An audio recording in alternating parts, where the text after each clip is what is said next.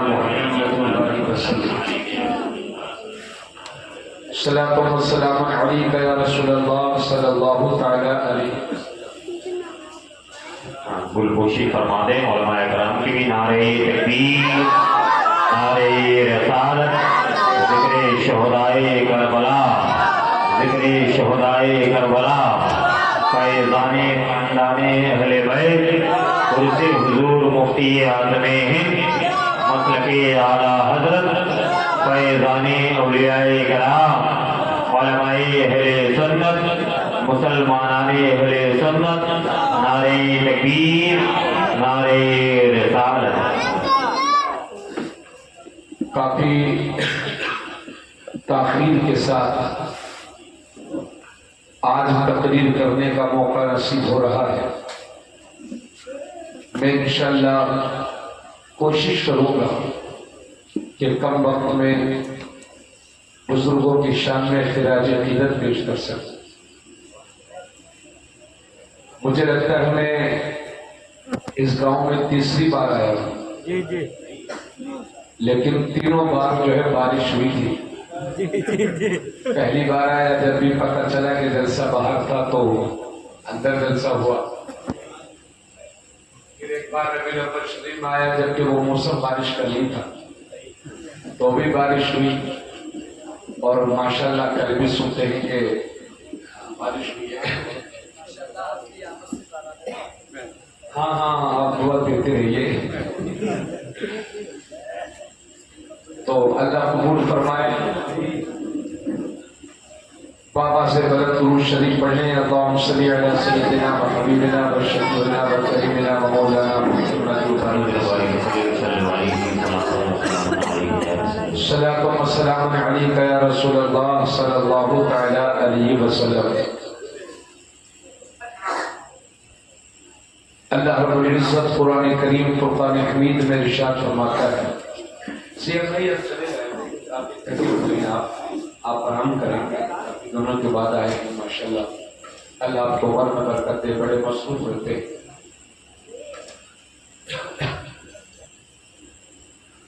اللہ رب العزت قرآن کریم فرقان حمید میں ارشاد فرماتا ہے، انما یرید اللہ لیذہب عنکم الرجس اہل البیت ویطہرکم تطہیرا۔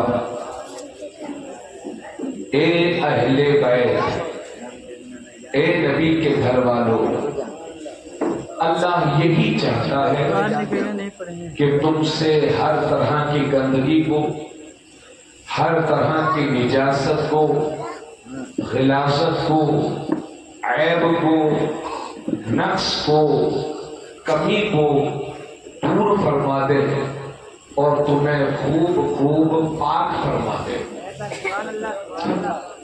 اللہ رب العزت نے اس آیت کریمہ میں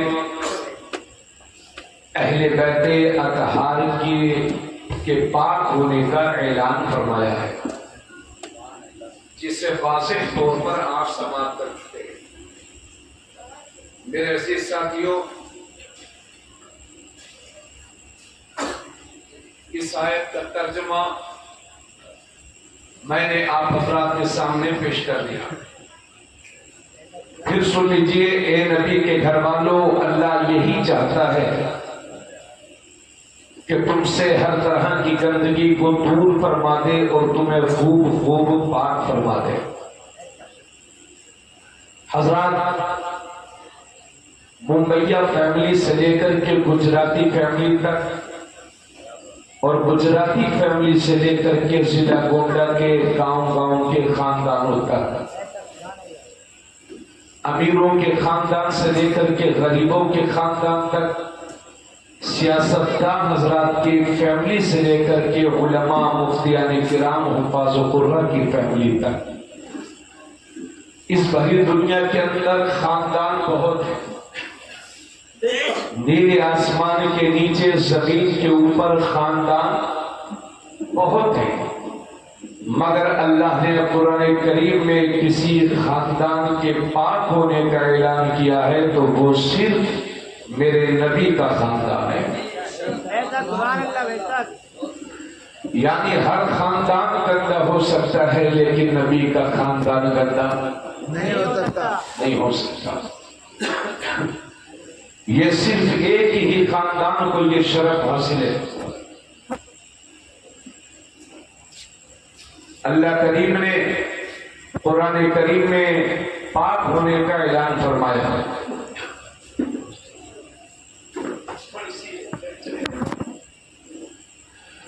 حضرات گرامی، ایک بات یہاں پر اور عرض کر دوں. جب سے اردو زبان وجود میں آئی ہے اس وقت سے لے کر آج تک اردو زبان کے ہزاروں شعراء نے بارگاہ اہل بیت میں ہزاروں اشعار کہے ہیں، سینکڑوں کلام لکھے گئے ہیں، درجنوں دیوان ہیں جو انہیں خراج عقیدت پیش کرتے ہوئے چھپ چکے ہیں.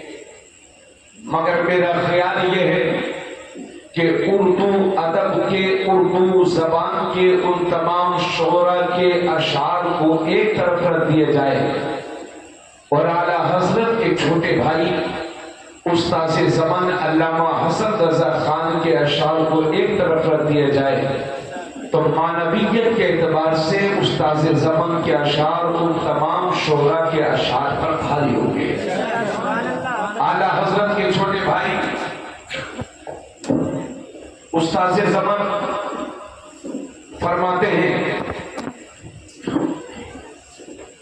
کس زبان سے ہو بیان مدح خانی اہل بیت، مدح گوئے مصطفیٰ ہے مدح خانی اہل بیت، ان کی پاکی کا خدائے پاک کرتا ہے بیان، آیت تطہیر سے ظاہر ہے شان اہل بیت، ان کے گھر میں بے اجازت جبرائیل آتے نہیں، قدر والے جانتے ہیں قدر و شان اہل بیت. کس شقی کی ہے حکومت ہائے کیا اندھیر ہے، دن دہاڑے لٹ رہا ہے کاروان اہل بیت، فاطمہ کے لاڈلے کا آخری دیدار ہے، حشر کا ہنگامہ برپا ہے میان اہل بیت، گھر لٹانا سر کٹانا کوئی تجھ سے سیکھ لے، جان عالم ہو فدا ایک خاندان اہل بیت. اور استاذ زمن فرماتے ہیں کہ بے ادب گستاخ فرقوں کو سنا دے ایک حسن، یوں کہا کرتے ہیں سنی داستان اہل بیت، یوں کہا کرتے ہیں سنی داستان اہل بیت. حضرات رات کے اس وقت میں میرے بھی بولنے کا بالکل دل نہیں ہے اور میں سمجھ رہا ہوں مجھ سے زیادہ آپ بھی تھکے ہیں، مگر ہمیں یہ جو ذمہ داری اللہ نے آپ کو اور ہمیں دی ہے ذکر خیر کرنے کی اور سننے کی، میں آپ سے عرض کروں گا بخوشی اس کو نبھا لیجیے، چونکہ اب فجر کا وقت ہونے والا ہے، گھنٹہ ڈیڑھ گھنٹے کے بعد فجر کا وقت شروع ہو جائے گا، تو یہ دعاؤں کی قبولیت کا وقت ہے. اس طرح کی راتیں ہماری زندگی میں کبھی کبھی آتی ہیں. دیکھیے ہمارے بزرگان دین کے بارے میں جب آپ پڑھیں گے تو سرکار غوث اعظم کے بارے میں آپ نے سنا ہوگا کہ عشاء کے وضو سے فجر کی نماز 40 سال تک انہوں نے ادا فرمائی ہے، اور ان کی عمر کے آخری 15 سال وہ گزرے تھے کہ عشاء کی نماز پڑھ کر کے ہے نا قرآن کریم ایک پیر پر کھڑے مطلب کھڑے ہو کر کے اور دیوار کا سہارا لے کر کے یعنی دیوار سے لگ کر کے کھڑے ہو جاتے تھے اور رکوع میں تب جاتے تھے جب پورا قرآن کریم تلاوت کر کے ختم فرما دیا کرتے تھے. خواجہ غریب نواز کے بارے میں ہم نے پڑھا ہے کہ ایک قرآن دن میں ختم فرمایا کرتے تھے اور ایک قرآن رات میں ختم فرمایا کرتے تھے. تو یہ شب بیداری اور راتوں میں جا کر کے اللہ کا ذکر کرنا اور سننا یہ میرے گھر کو بہت پسند ہے. شرط یہ ہے کہ اس میں خلوص ہو، محبت ہو. اللہ پاک ہم سب کی حاضری کو قبول فرمائے. ادھر آؤ یار، ادھر آؤ آپ لوگ، دونوں لوگ ادھر آؤ. یہ سب چھوٹے چھوٹے نابالغ بچے آپ نے ساتھ ہیں ماشاءاللہ. ابھی میں نے پوچھا کہ سرکار مفتی اعظم ہند اس گاؤں میں کتنی بار آئے ہیں، تو ابھی جو ہمارے حضرت بیٹھے تھے انہوں نے بتایا کہ 3 بار الحمدللہ اس گاؤں کے سردار نے مفتی اعظم کے قدموں کا بوسہ کیا. سبحان اللہ. ہاں مرید بھی ہے. نہیں آپ نے تو دیکھا ہے تب اتنی محبت ہے, لیکن یہ مفتی اعظم کے قدموں کی برکت ہے کہ ان لوگوں نے دیکھا نہیں ہے اور پھر بھی ماشاءاللہ محبت کر رہے ہیں. ماشاءاللہ اللہ کے ولی کے قدم جہاں پڑ جاتے ہیں اس طرح کے انقلاب وہاں آ ہی جاتے ہیں. میں اپنی بات بتاؤں, ہمارے رامپور ضلع میں تحصیل سوار, میرا گھر رامپور ضلع میں ہے, بریلی شریف جا کے رامپور, تو ایک تحصیل سوار ہے, بڑا قصبہ ہے صاحب, سعد اللہ نگر سے بھی بڑا قصبہ تحصیل ہے. لیکن میری معلومات کے مطابق ایک بار بھی تحصیل سوار کے لوگ سرکار مفتی اعظم کو اپنے یہاں نہ لے جا سکے. یہ ہماری بدقسمتی ہے جس کا ہمیں بہت افسوس ہوا کرتا ہے. اب ہم مفتی اعظم کی بات کیا کریں, ان کو تو 45 برس ہو گئے دنیا سے تشریف لے جائے ہوئے. ہمارے بڑے علماء, ہمارا جو قصبہ ہے قصبہ مسواسی تقریباً 25-30 ہزار آبادی والا قصبہ ہے, سرکار دارالشریعہ کو نہ لے جا سکے. بڑا افسوس ہمیں اس کا ہوتا ہے.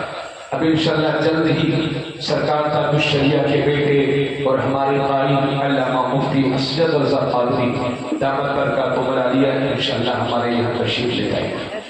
تو میں آپ سے یہ عرض کر رہا ہوں کہ بڑی قسمت والے ہیں آپ کہ یہ چھوٹا سا گاؤں اور سرکار مفتی اعظم یہاں تشریف لائے. یہ آپ کی محبتوں کا نتیجہ ہے. جب کوئی محبت سے بلاتا ہے تو اللہ والے ان کی محبتوں کو قبول فرمایا کرتے ہیں. سبحان اللہ, اللہ سلامت رکھے, ان کے فیضان سے آپ سب کو مالا مال فرمائے. تقریب تھوڑی کریں گے, محبت سے کریں گے, اور آپ بھی سماعت کیجیے گا, اور انشاءاللہ دعاؤں کے ساتھ آپ بھی اپنے گھروں کو رخصت ہوں گے, میں بھی اپنے گھر کی طرف انشاءاللہ چلا جاؤں گا. تو یہ جو اشعار میں نے پڑھے تھے غلام روز بھائی اور حافظ زاہد صاحب, یہ جو اشعار میں نے پڑھے تھے یہ چھوٹے بھائی استاذ اعلیٰ حضرت کے 3 بھائی تھے. ان میں اعلیٰ حضرت سب سے بڑے تھے, اس کے بعد منجلے بھائی تھے استاذ زمن علامہ حسن رضا, اور ننے میاں اعلیٰ حضرت کے چھوٹے بھائی انہیں ننے میاں کہا کرتے تھے, ان کا نام تھا مفتی محمد رضا صاحب. تو یہ اعلیٰ حضرت کے منجلے بھائی نے یہ کلام لکھا تھا جو میں نے اہل بیت کی شان میں پڑھا ہے. تو یہ چھوٹے بھائی تھے ماشاءاللہ, اور بڑے بھائی تو سبحان اللہ.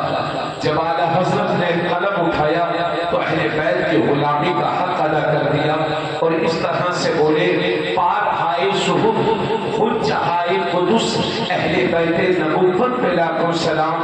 آبی تطہیر سے جس میں پودے جمے اس ریاض نجابت پہ لاکھوں سلام. خون خیر الرسول سے ہے جن کا خبیر ان کی بیلوز طینت پہ لاکھوں سلام. اس بطول جگر پا رہے مصطفیٰ حجرہ آلائے عفت پہ لاکھوں سلام.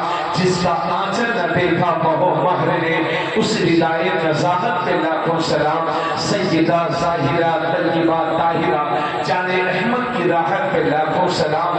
وہ حسن مجتبی سید الاسقیاء راغب نوش عزت پہ لاکھوں سلام. اوج مہر ہدا موج بحر ندا روح سخاوت پہ لاکھوں سلام. شہد خوال لعاب زبان نبی چاشنی گیر عصمت پہ لاکھوں سلام. اس شہید بلا شاہ بلبو قبا بے کسے دشت غربت پہ لاکھوں سلام. بولے بھائی آپ لوگ سوچ رہے ہیں کہ حضرت کچھ سمجھ میں نہیں آئے اور آپ پڑھے جا رہے ہیں. ٹھیک ہے, اعلیٰ حضرت کی بولی ہے, سمجھ میں آئی یا نہ آئے بس سبحان اللہ کہہ دیا. ماشاءاللہ. حضرات آپ ذرا میری طرف توجہ فرمائیے گا. بھائی جان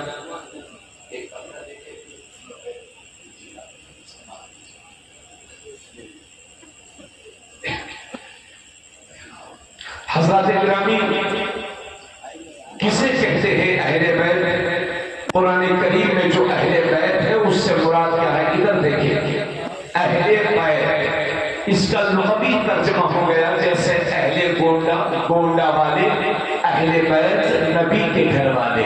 کہیں سبحان اللہ. حضرات نبی کے گھر والے کون ہیں؟ کنہیں کہتے ہیں اہل بیت؟ کون مقدس ہستیاں ہیں اہل بیت؟ تو میرے بھائی میں شیعہ والی بولی نہیں بولوں گا, بلکہ یوں کہہ لو کہ میں ایران کی بولی نہیں بلکہ قرآن کی بولی بولوں گا. حضرات اہل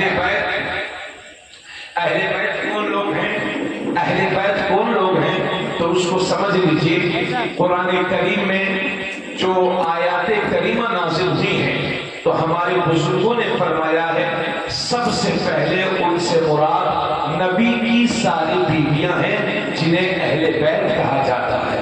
تو اہل بیت تین طرح کے ہیں، ایک ہے نبی کی ساری بیویاں، انہیں کہتے ہیں اہل بیت مسکن، اہل بیت سکنا، اور دوسرے مراد اہل بیت سے وہ حضرات مراد ہیں جو آقا کریم صلی اللہ علیہ وسلم کے گھر میں پیدا ہوئے، یعنی حضور صلی اللہ علیہ وسلم کے بیٹے اور بیٹیاں، انہیں کہتے ہیں اہل بیت ولادت، اور تیسرے ہیں اہل بیت نسب، یعنی حضور صلی اللہ علیہ وسلم کے وہ رشتہ دار کہ جنہوں نے کلمہ پڑھا وہ اہل بیت نسب ہیں، حضور صلی اللہ علیہ وسلم کے رشتہ دار۔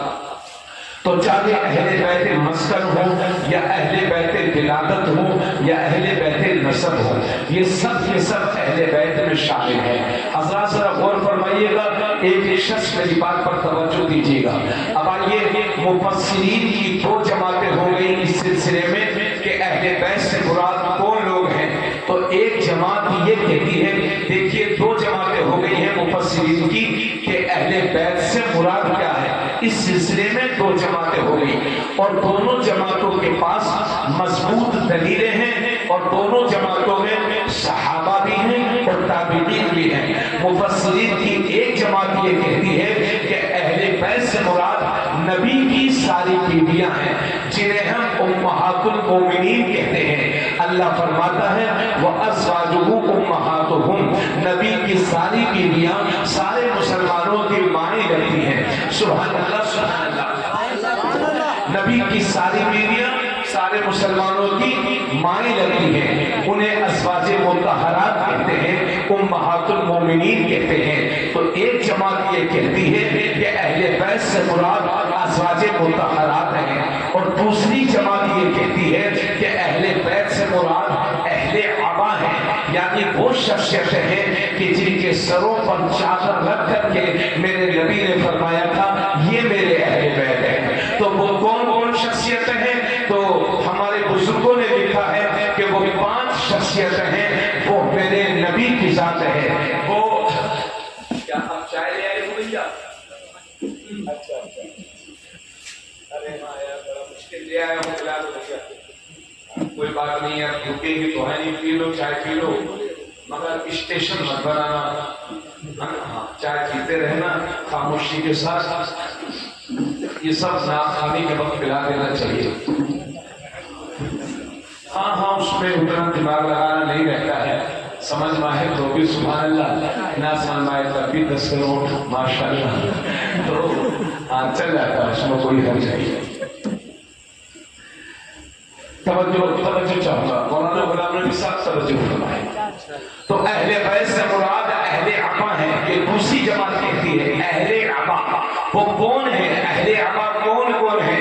تو ہمارے بزرگوں نے کہا ہے اہل عبا میرے نبی کی ذات ہے، سیدنا علی مرتضیٰ کی ذات ہے، سیدتنا فاطمہ زہرا کی ذات ہے، وہ امام حسن کی ذات ہے، وہ امام حسین کی ذات ہے، یعنی وہ نبی ہیں، علی ہیں، فاطمہ ہیں، حسن ہیں، حسین ہیں، 1 2 3 4 5 نبی، علی، فاطمہ، حسن، حسین، انہی کو کہتے ہیں پنجتن پاک، 5 نفوس قدسیہ، 5 مقدس ہستیاں، یہ 5 اطفی بہا حر الوباء الحاد المصطفیٰ والمرتبہ وابناہما والفاطمہ۔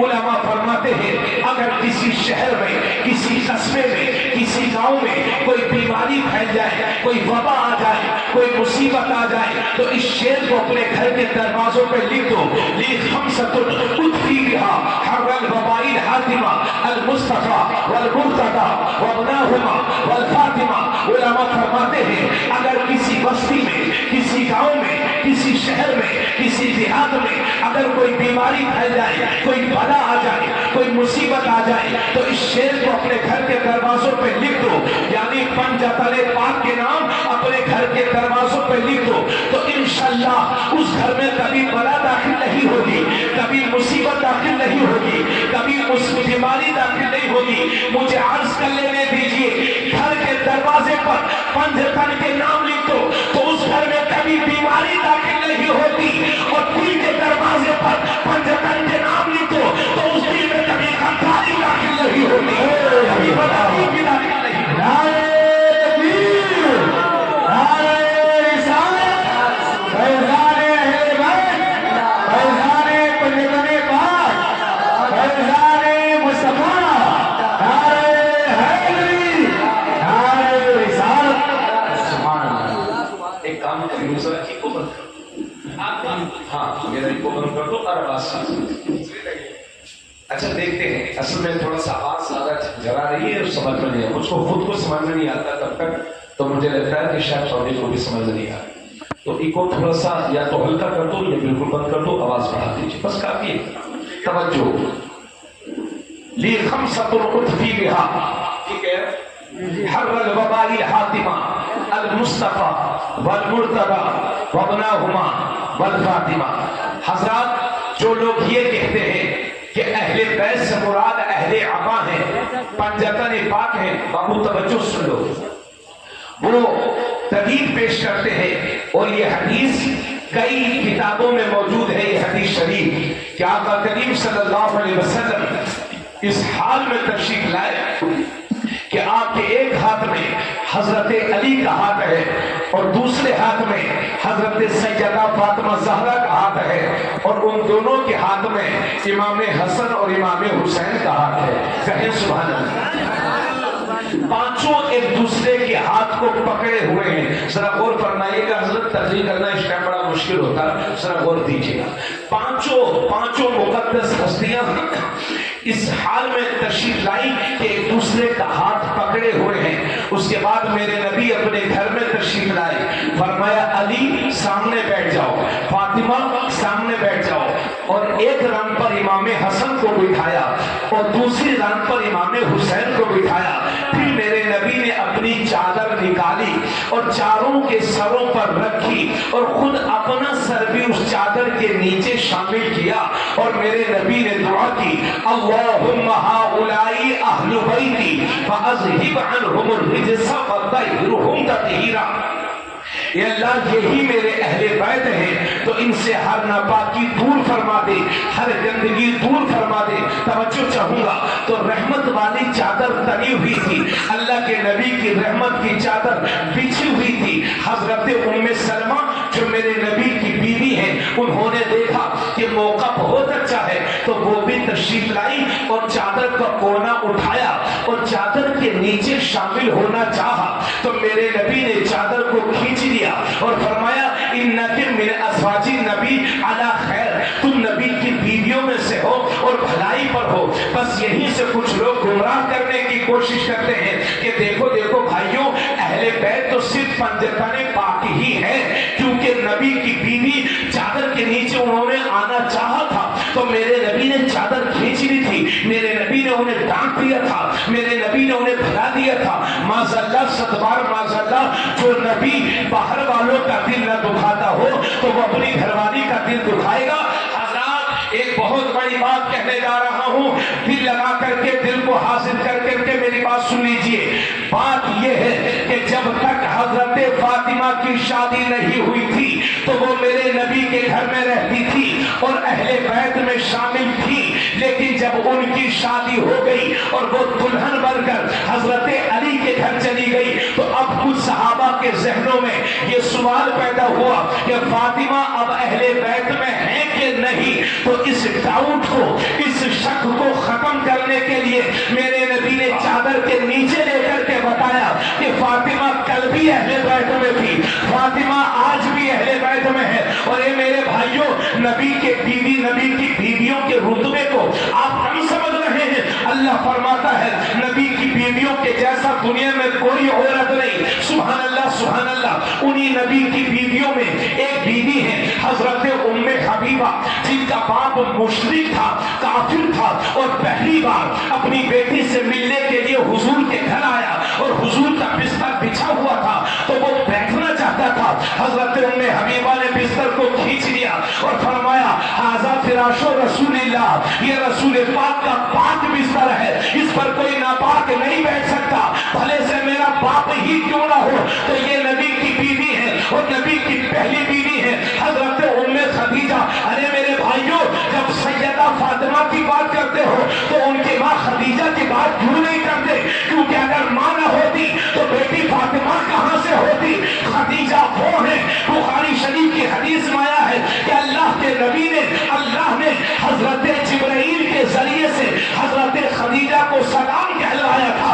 سبحان اللہ سبحان اللہ، وہ ہے خدیجہ۔ اور میرے بھائیوں سوچو تو صحیح، شادی تو آپ لوگوں میں سے اکثر لوگوں کی ہو گئی ہوگی، ہماری بھی ہو گئی۔ جب ہماری شادی ہوئی، آپ کی شادی ہوئی تو آپ نے کیا کہا؟ میں نے قبول کیا، میں نے قبول کیا، میں نے قبول کیا۔ سوچو تو صحیح، کتنی قسمت والی ہے وہ عورتیں کہ جن کے لیے میرے نبی نے فرمایا تھا میں نے قبول کیا، میں نے قبول کیا، میں نے قبول کیا۔ نبی نے بلال کو قبول کیا تو محسنوں کا امام بنا دیا، اور جن عورتوں کو قبول کیا اللہ نے ان عورتوں کو مسلمانوں کی مائیں بنا دیا۔ زندہ باد زندہ باد، سبحان اللہ سبحان اللہ۔ اب میری بات سمجھیے، اہل بیت میں نبی کی ساری بیویاں بھی ہیں اور پنجتن پاک بھی ہیں۔ ارے بھائی ہمارے رامپور میں تو بیوی کو گھر والی بولتے ہیں۔ ہماری گھر والی نے ایسے کہا ہے، ہماری گھر والی آج اپنے گھر گئی ہے، تو جب گھر والوں میں گھر والی ہی نہیں ہوگی، بات سمجھیے، تو یہ تو محاورے کا بھی مذاق ہے۔ بات سمجھ پا رہی ہے؟ اب آئیے ذرا توجہ فرمائیے گا جلدی جلدی، اور کچھ اچھی بات ہے۔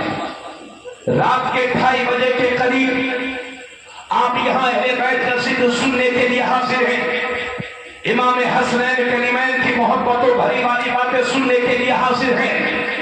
کیا ملے گا آپ کو؟ کیا ملے گا اہل بیت کے ذکر سے؟ اللہ کے نبی صلی اللہ علیہ وسلم ارشاد فرماتے ہیں من مات علی حب آل محمد مات شہیدہ، کہ جو اہل بیت سے محبت کرتے کرتے دنیا سے چلا جائے گا تو اللہ اسے شہادت کی موت عطا فرمائے گا۔ تھوڑا سا بولیے۔ اللہ کے نبی صلی اللہ علیہ وسلم فرماتے ہیں الا ومن مات علی حب آل محمد بشرہ ملک الموت بالجنہ ثم منکر ونکیر۔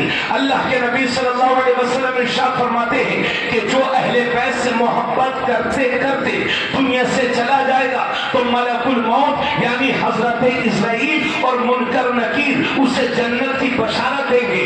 سبحان اللہ سبحان اللہ۔ تیسری حدیث سنیے، آقا فرماتے ہیں الا ومن مات علی حب آل محمد جعل اللہ قبرہ مزار ملائکۃ الرحمہ۔ حضور ارشاد فرماتے ہیں کہ جو اہل بیت سے محبت کرتے کرتے دنیا سے چلا جائے گا تو اللہ اس کے مرنے کے بعد اس کی قبر کو فرشتوں کے لیے زیارت گاہ بنا دے گا، یعنی اللہ کے فرشتے اس کی قبر کا طواف کریں گے۔ جو اہل بیت سے محبت کرتے کرتے دنیا سے چلا گیا ہے، یہ ہے محبت کرنے والوں کا انجام۔ اور اب ذرا دشمنی رکھنے والوں کا نتیجہ سن لو۔ اللہ کے نبی صلی اللہ علیہ وسلم فرماتے ہیں الا ومن مات علی بغض آل محمد مات کافرا، کہ جو اہل بیت کی دشمنی پر مرا ہے وہ کفر کی موت مرا ہے۔ ایک ہوتی ہے کتے کی موت اور ایک ہوتی ہے کفر کی موت۔ کتے کی موت اپنی موت ہوتی ہے اور کتے کی موت سے زیادہ خطرناک اور ڈینجر کفر کی موت ہوتی ہے۔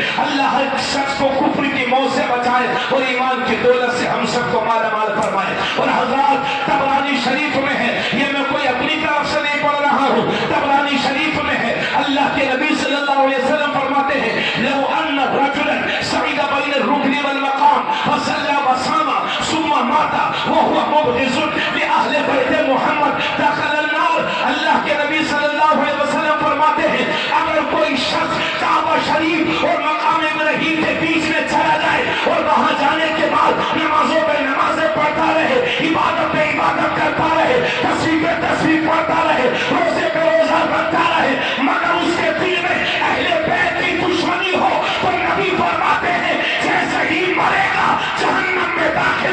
جائے گا.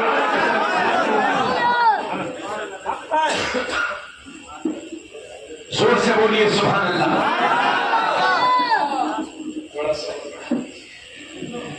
کچھ بھی بڑھا دیجیے، باہر تھوڑا کھینچ مت، جو کہہ رہے تھے صحیح بولے. بھائی بات میری سمجھ ماری آپ حضرات کو کہ نہیں؟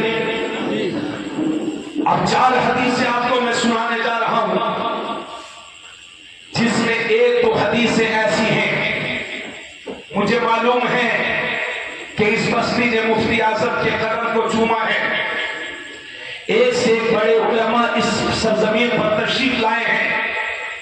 اگر آپ دوبارہ اس کو سن رہے ہیں تو میں آپ سب کا شکریہ ادا کروں گا. اگر آپ کو لگے کہ پہلی بار میری زبان سے سن رہے ہیں تو دعائے خیر کا طلبگار ہو. پہلے ایک حدیث سنیے، اس کے بعد انشاءاللہ وہ دوسری اور تیسری حدیث آپ کے گوشت گزار کروں گا. اب ذرا اہل بیت کی محبت کے باتیں سن لیجیے. اللہ کے نبی صلی اللہ علیہ وسلم نے ایک بار داہنے ہاتھ میں حضرت امام حسن کا ہاتھ تھاما اور بائیں ہاتھ میں امام حسین کا ہاتھ، داہنے ہاتھ میں امام، بولیے سب مل کے بولیے، ایسے کام نہیں چلے گا. داہنے ہاتھ میں امام حسن کا ہاتھ اور بائیں ہاتھ میں امام حسین کا ہاتھ، اور دونوں کے ہاتھوں کو پکڑ کر کے میرے نبی نے ایک دن فرمایا تھا، من احبنی واحب هذین وامہما واباہما کان معی فی درجتی یوم القیامہ. آقا کریم صلی اللہ علیہ وسلم نے فرمایا کہ جس نے مجھ سے محبت کی اور ان دونوں سے محبت کی اور ان کے باپ علی سے محبت کی اور ان کی ماں فاطمہ سے محبت کی، تو حضور صلی اللہ علیہ وسلم فرماتے ہیں قیامت کے دن وہ شخص میرے ساتھ میرے درجے میں جنت میں ہوگا. سبحان اللہ سبحان اللہ. پھر سن لیجیے، آقا فرماتے ہیں جس نے مجھ سے محبت کی اور ان دونوں سے محبت کی اور ان کے باپ علی سے محبت کی اور ان کی ماں فاطمہ سے محبت کی، قیامت کے دن وہ شخص میرے ساتھ میرے درجے میں جنت میں ہوگا. سبحان اللہ سبحان اللہ. مگر اس سے عقیدہ مت خراب کر لینا، جیسے کہ آدھے پاجامے والوں نے خراب کر لیا ہے کہ وہ بڑے بھائی ہیں، ہم چھوٹے بھائی ہیں. تبھی وہ سوچیں کہ یہاں تو چھوٹے بھائی بن نہ سکے تو وہاں پر حضور بڑے بھائی ہوں گے اور ہم نبی کے چھوٹے بھائی ہوں گے. معاذ اللہ اس طرح کی سوچ رکھیں گے تو ایمان کا جنازہ نکل جائے گا. ہم نبی کے ساتھ بھی ہوں گے، نبی کے درجے میں بھی ہوں گے، مگر وہ آقا کی حیثیت سے ہوں گے، ہم ان کے غلام کی حیثیت سے ہوں گے، وہ مخدوم کی حیثیت سے ہوں گے، ہم ان کے خادم کی حیثیت سے ہوں گے.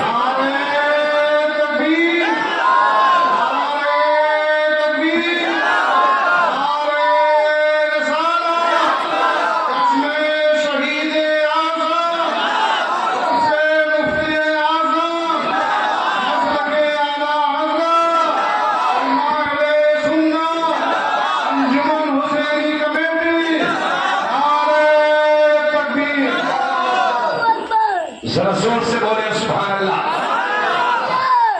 حضرات گرامی توجہ چاہوں گا. اب آئیے ایک حدیث شریف اور ہے، یہ طبرانی شریف میں ہے.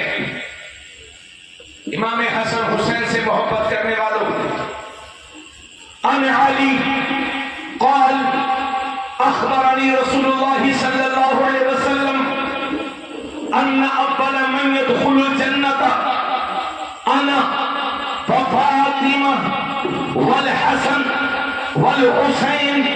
قلت يا رسول الله فمحبونا؟ قال من ورائكم. زور سے بولو اور زور سے بولیے. حضرت علی رضی اللہ تعالیٰ عنہ فرماتے ہیں کہ آقا کریم صلی اللہ علیہ وسلم نے مجھے خبر دی کہ سب سے پہلے جنت میں جانے والوں میں علی تم ہوگے. زور سے بولیے. حضرت علی کہتے ہیں کہ نبی نے مجھے خبر دی کہ علی جو سب سے پہلے جنت میں جائے گا وہ تم ہوگے. اس سے یہ مت سمجھنا کہ نبی نہیں جائیں گے. ارے بھائی امام کے بغیر مقتدی کیسے جائے گا، اور جو امام الانبیاء ہو. سبحان اللہ. تو حضرت علی فرماتے ہیں توجہ چاہوں گا، جلدی جلدی بات پوری کر لیجئے اور گوندے بالکل تیار ہیں، جلدی جلدی بات پوری کر لیجئے۔ حضرت علی فرماتے ہیں کہ نبی نے مجھے بتایا کہ سب سے پہلے جنت میں داخل ہوں گا اور فاطمہ داخل ہوں گی اور حسن داخل ہوں گے اور حسین داخل ہوں گے۔ تو حضرت علی نے عرض کیا یا رسول اللہ فمحبونا، ہم سے محبت کرنے والے کہاں ہوں گے؟ تو نبی نے فرمایا من ورائکم، وہ سب تمہارے پیچھے پیچھے ہوں گے،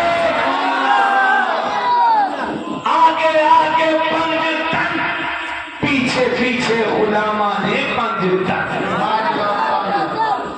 ارے بھائی آپ کو سمجھ میں نہیں آ رہی ہے کیا بات؟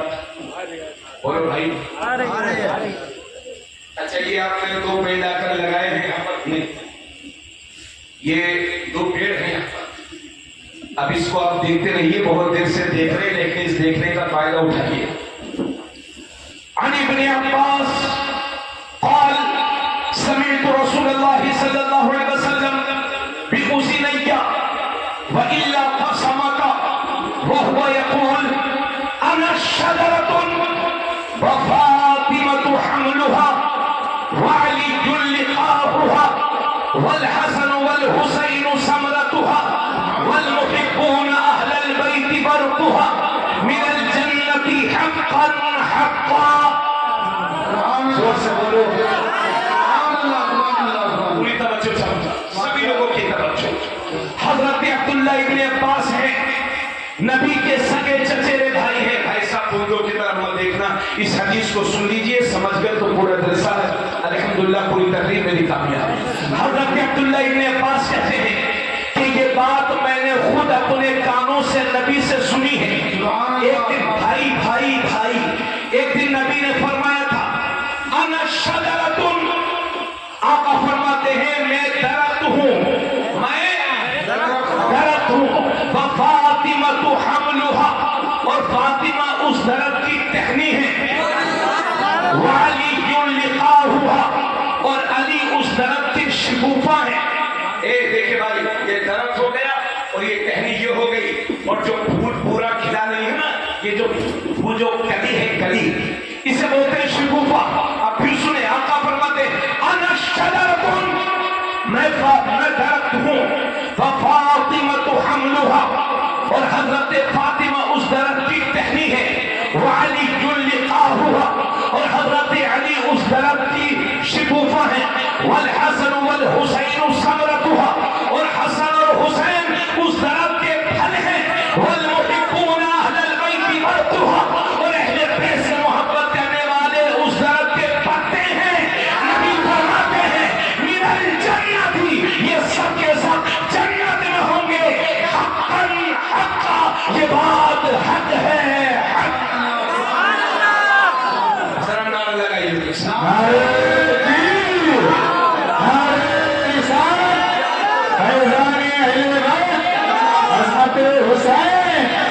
مسلک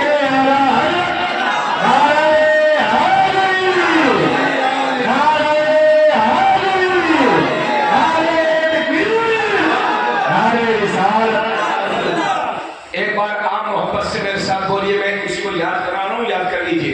حضور فرماتے ہیں انا شجرۃ، میں درخت ہوں، وفاطمۃ حملها، اور فاطمہ اس درخت کی ٹہنی ہے، شاخ ہے، وعلی لقاؤها، اور علی اس درخت کے شگوفہ ہیں، والحسن والحسین ثمرتها، اور امام حسن اور حسین اس درخت کے پھل ہیں، والمحبون اہل البیت برقها، اور اہل بیت سے محبت کرنے والے اس درخت کے پتے ہیں۔ حضور فرماتے ہیں من الجنہ، یہ سب کے سب جنت میں ہوں گے۔ اور اس کے بعد حضور نے دو بار فرمایا حقا حقا، آپ بھی بولیے حقا حقا، یہ بات حق ہے، حق ہے، سبحان اللہ، یہ بات حق ہے، حق ہے۔ اللہ سلامت رکھے آپ کو۔ بارش تیار ہے، بتائیے کیا کیا جائے، یہ دیکھا جائے۔ جلدی جلدی آگے بڑھتے ہیں، حضرات ذرا آگے بڑھیے۔ بتائیے کانپور کی بریانی آپ نے کھائی کہ نہیں؟ حیدر کھانے پینے کی بات سے مسلمان بہت خوش ہوتا ہے، بولیے سبحان اللہ۔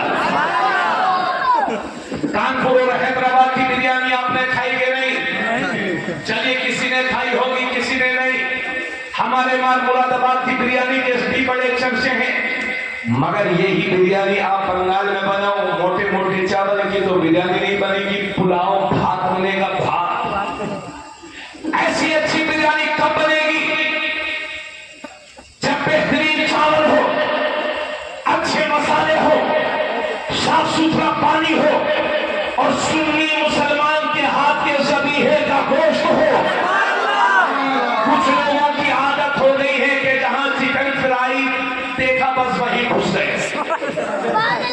ارے کھوا لوگوں، بدن پہ سب سے زیادہ جو برا اثر ہوتا ہے وہ حرام غذا کا ہوتا ہے.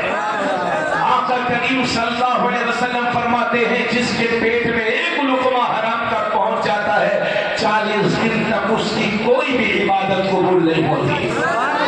آقا کریم صلی اللہ علیہ وسلم فرماتے ہیں جس پیٹ کو حرام، جس جسم میں حرام غذا پہنچ جاتی ہے وہ جسم کبھی جنت میں داخل نہیں ہوگا. اور مفتی اعظم کا عرس منا رہے ہو، سیکھو ان سے. اگر غیر مسلم کی حال کی چائے بھی ہوتی تھی تو مفتی اعظم فرماتے تھے تم پی لو، میرے پینے کی نہیں ہے. یہ تقوی انہیں اسی وجہ سے حاصل ہوا. اس لیے جہاں ہوٹل دیکھا بس وہیں داخل ہو گئے، صاحب ایک پلیٹ چکن فرائی لگا دیجیے.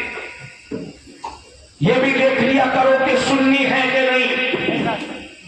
بعض لوگ کہتے ہیں صاحب حضرت ہمارا تو گوشت کے بغیر پیٹ ہی نہیں بھرتا. ارے بھیا حرام اور حلال پر توجہ دیجیے. تو سنی مسلمان کے ہاتھ کے ذبیحے کا گوشت ہو اور بنانے والا کھلاڑی ہو، ماہر ہو، تب بہترین بریانی بنتی ہے. اور اچھی کھیر کب بنے گی؟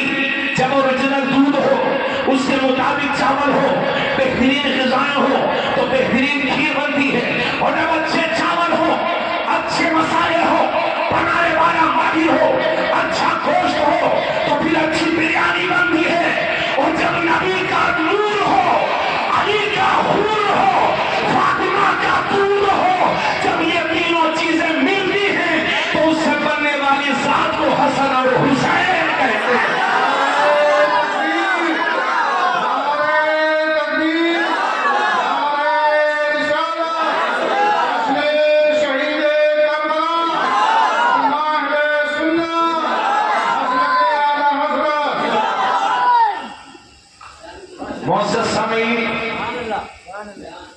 یہاں پر میں 2 حدیثیں آپ کے سامنے اور عرض کرنے چاہ رہا ہوں.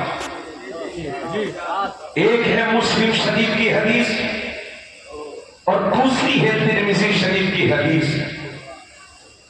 قرآن کے بعد جس کتاب کا سب سے بڑا مقام ہے وہ ہے حدیث کی کتاب بخاری شریف، اور بخاری شریف کے بعد جس کتاب کا سب سے بڑا مقام ہے وہ ہے مسلم شریف. توجہ چاہوں گا سبھی حضرات کی. یہ مسلم شریف کی حدیث ہے.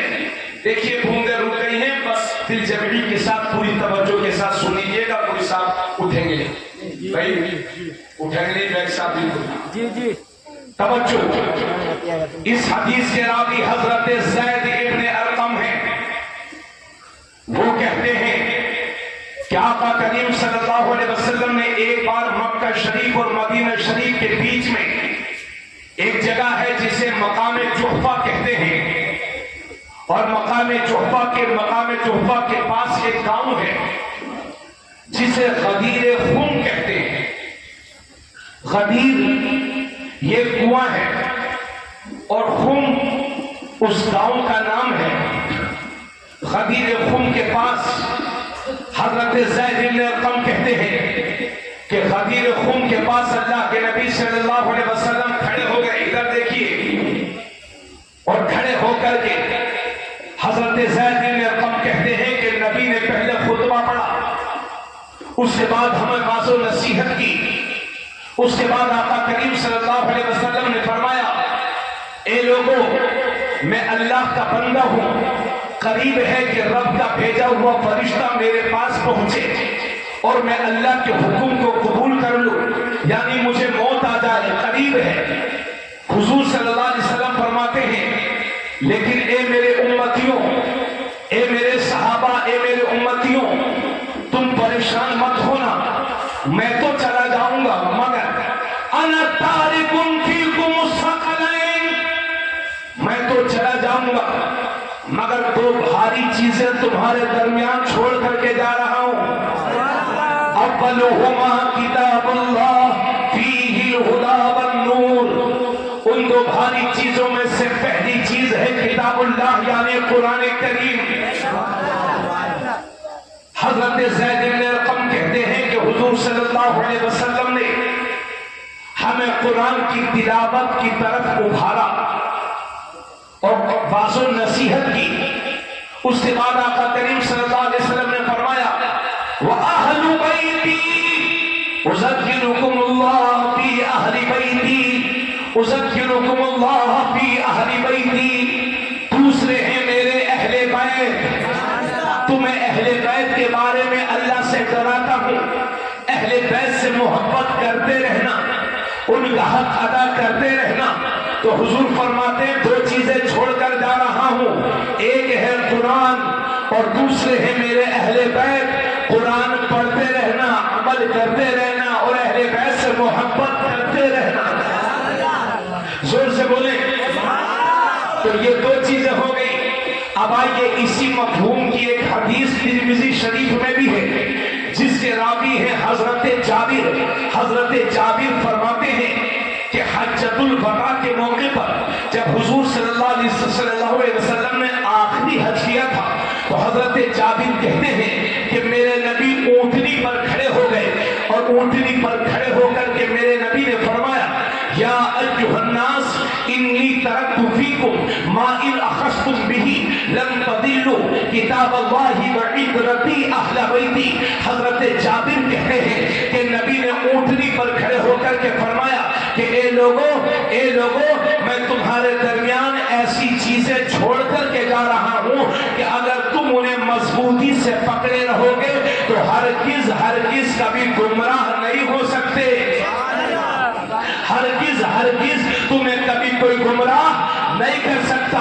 دو چیزیں چھوڑ کر جا رہا ہوں، ایک ہے کتاب اللہ یعنی قرآن کریم اور دوسرے ہیں میرے اہل بیت. سبحان اللہ سبحان اللہ. اب دونوں حدیثیں پوری ہو گئی تو میرے نبی نے فرمایا قرآن پڑھتے رہنا اور اہل بیت سے محبت کرتے رہنا، تم کبھی گمراہ نہیں ہو سکتے. تو میرے نبی نے تو گمراہیت سے بچایا تھا، لیکن ہم آج دیکھ رہے ہیں کہ فرقوں پہ فرقے نکل رہے ہیں، جماعتوں پہ جماعتیں نکل رہی ہیں، گروہ پہ گروہ نکل رہے ہیں. جب نبی نے گمراہیت سے بچایا تھا تو یہ لوگ گمراہ کیوں ہو گئے؟ یہ فرقوں پہ فرقے کیوں نکل گئے؟ حضرات جب میرے نبی نے گمراہیت سے بچانے کا اعلان کیا تھا تو دو شرطیں بھی لگائی تھی. پہلی شرط یہ کہ قرآن پڑھتے رہنا، دوسری شرط یہ کہ اہل بیت سے محبت کرتے رہنا. کچھ لوگ اس لیے گمراہ ہو گئے کیونکہ انہوں نے قرآن تو پڑھا ہے مگر اہل بیت سے محبت نہ کر سکے، اور کچھ لوگ وہ ہیں کہ جنہوں نے اہل بیت سے محبت تو کی ہے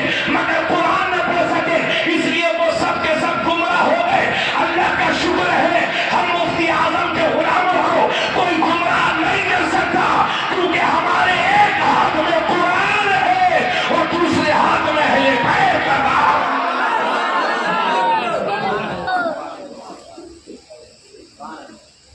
اللہ کا شکر ہے ہمیں کوئی گمراہ نہیں کر سکتا کیونکہ ہم قرآن بھی پڑھتے ہیں اور اہل بیت سے محبت بھی کرتے ہیں. تو کتنی چیزیں دی ہیں آپ بولیے، میں آپ سے سننا چاہتا ہوں. تو قرآن اہل بیت، لیکن ہم نے کیا کیا؟ بڑی ہمت کر کے کہہ رہا ہوں آپ سے، اللہ تعالیٰ عقل دے آپ کو. ہمارے مسلمانوں نے کیا یہ کہ ایک ہاتھ میں اہل بیت کا دامن تو تھاما، لیکن جس ہاتھ میں چاہیے قرآن اس میں تھام لیا ڈھول. بلرام پور کی سرزمین پر ایک بار میں تقریر کر رہا تھا، جیسے ہی میں نے ڈھول کا نام لیا تو ایک صاحب کھڑے ہو گئے، بولے حضرت صاحب ڈھول کو برا مت کہنا، ہمارے پیر صاحب نے فتویٰ دیا ہے کہ ڈھول بجانا ثواب ہے، اس پر 40 مفتیوں کی دستخط ہے. ہاں پہلے مولانا زیادہ کم ہوتے، مفتی بہت کم ہوتے تھے، مولانا زیادہ ہوتے تھے. اب مفتی زیادہ ہیں، مولانا کم ہیں. جسے دیکھو مفتی بنا گھوم رہا، املا تک ٹھیک نہیں ہے اور مفتی صاحب ہے نا، قرأت صحیح سے نہیں آتی مفتی، اور اگر مفتی نہ کہو تو لڑنے پر تیار ہو جائے۔ حالانکہ مفتی ایک عظیم عہدہ ہے، اسلامی چیف جسٹس کی حیثیت رکھتا ہے مفتی، مگر یہ مفتی پیسے رہے ہوں گے 40 مفتی کہ صاحب ہمارے پیر صاحب نے فتویٰ دیا، اس پر 40 مفتیوں کے دستخط ہیں۔ ادھر سے مجمع کھڑا ہو گیا، کونے سے وہی صاحب کھڑے ہوئے، ادھر سامنے مجمع کھڑا ہو گیا، قریب تھا کہ لڑائی ہو جاتی، ڈنڈے چلتے، انتشار ہو جاتے، لوگ ایک دوسرے کو مار بھی بیٹھتے۔ میں نے کہا بھائیوں بیٹھیے، انہوں نے سوال مجھ سے کیا ہے، جواب میں دوں گا۔ پھر میں نے اس بھائی سے مخاطب ہو کر کے کہا میرے بھائی چلیے میں مان لیتا ہوں کہ ڈھول بجانا ثواب ہے، مگر آپ مجھے یہ بتائیے کہ ڈھول بجانا زیادہ ثواب ہے یا قرآن کی تلاوت کرنا زیادہ ثواب ہے؟ میرے بھائی ڈھول بازی کبھی بھی کسی بھی مہذب قوم کا حصہ نہیں رہا ہے۔ ڈھول اور تاز، معاف کریے گا مجھے آپ برا سمجھیں گے، ابھی ہم بہار گئے 9-10 محرم کو تو وہاں دیکھا عورتیں لاٹھی لے کر کے، عورتیں وہاں لاٹھی چلتی ہے نا، یہ گھما طرح کے لوگوں نے رسمیں بنا رکھی ہیں۔ حسین نے اسلام کو بچانے کے لیے جان دی، مگر میری قوم نے 10 محرم کو تیوہار بنا دیا ہے۔ میں کر کے نئے کپڑے پہن کر کے ہماری بہنیں میلوں میں جایا کرتی ہیں، نہ کوئی روکنے والا ہے، نہ کوئی ٹوکنے والا ہے، نہ کوئی ڈانٹنے والا ہے۔ اور ہمارے بعض بھائیوں کا حال یہ ہو گیا ہے کہ ماشاءاللہ کافروں مشرکوں دیکھ کر کے ان کی عادتیں بدل گئی۔ پہلے ایسا نہیں ہوتا تھا، لیکن اس بار میں نے دیکھا ناگپارا سے جب میں گزر رہا تھا تو میں نے دیکھا کہ کچھ بنیان بک رہے ہیں اور اس پر لکھا ہوا ہے یا حسین، اور روزے حسین بنا ہوا ہے۔ اللہ اکبر، جن کی پاکی کا اعلان اللہ نے میرے قرآن میں کیا ہے، تم ان کے نام لگے لوگوں کو پہن کر کے پسینے سے بدبودار کرو کو شرم آنی چاہیے۔ یہ شیعوں کی ایجادات ہیں، ان سب سے آپ کو بچنا رہنا ہوگا۔ قرآن کا بہترین ساتھی ہے اہل بیت، اور اہل بیت کا بہترین ساتھی ہے قرآن۔ جس وقت میرے نبی نے یہ فرمایا تھا تو اس وقت یہ بھی فرمایا تھا کہ یہ دونوں بھی آپس میں کبھی جدا نہ ہوں گے، نہ اہل بیت قرآن سے جدا ہو، نہ قرآن اہل بیت سے جدا ہو۔ یہی وجہ ہے کہ دنیا نے دیکھا کہ نبی کے سینے پر ہے حسین اور نبی کے سینے میں ہے قرآن، اور دنیا نے وہ منظر بھی دیکھا کہ نیزے پر سر حسین بلند ہے، پھر بھی لبے حسین ہل رہے ہیں، قرآن کی تلاوت کر رہے ہیں، کیونکہ حسین نہ قرآن سے جدا ہے، نہ قرآن میرے حسین سے جدا ہے۔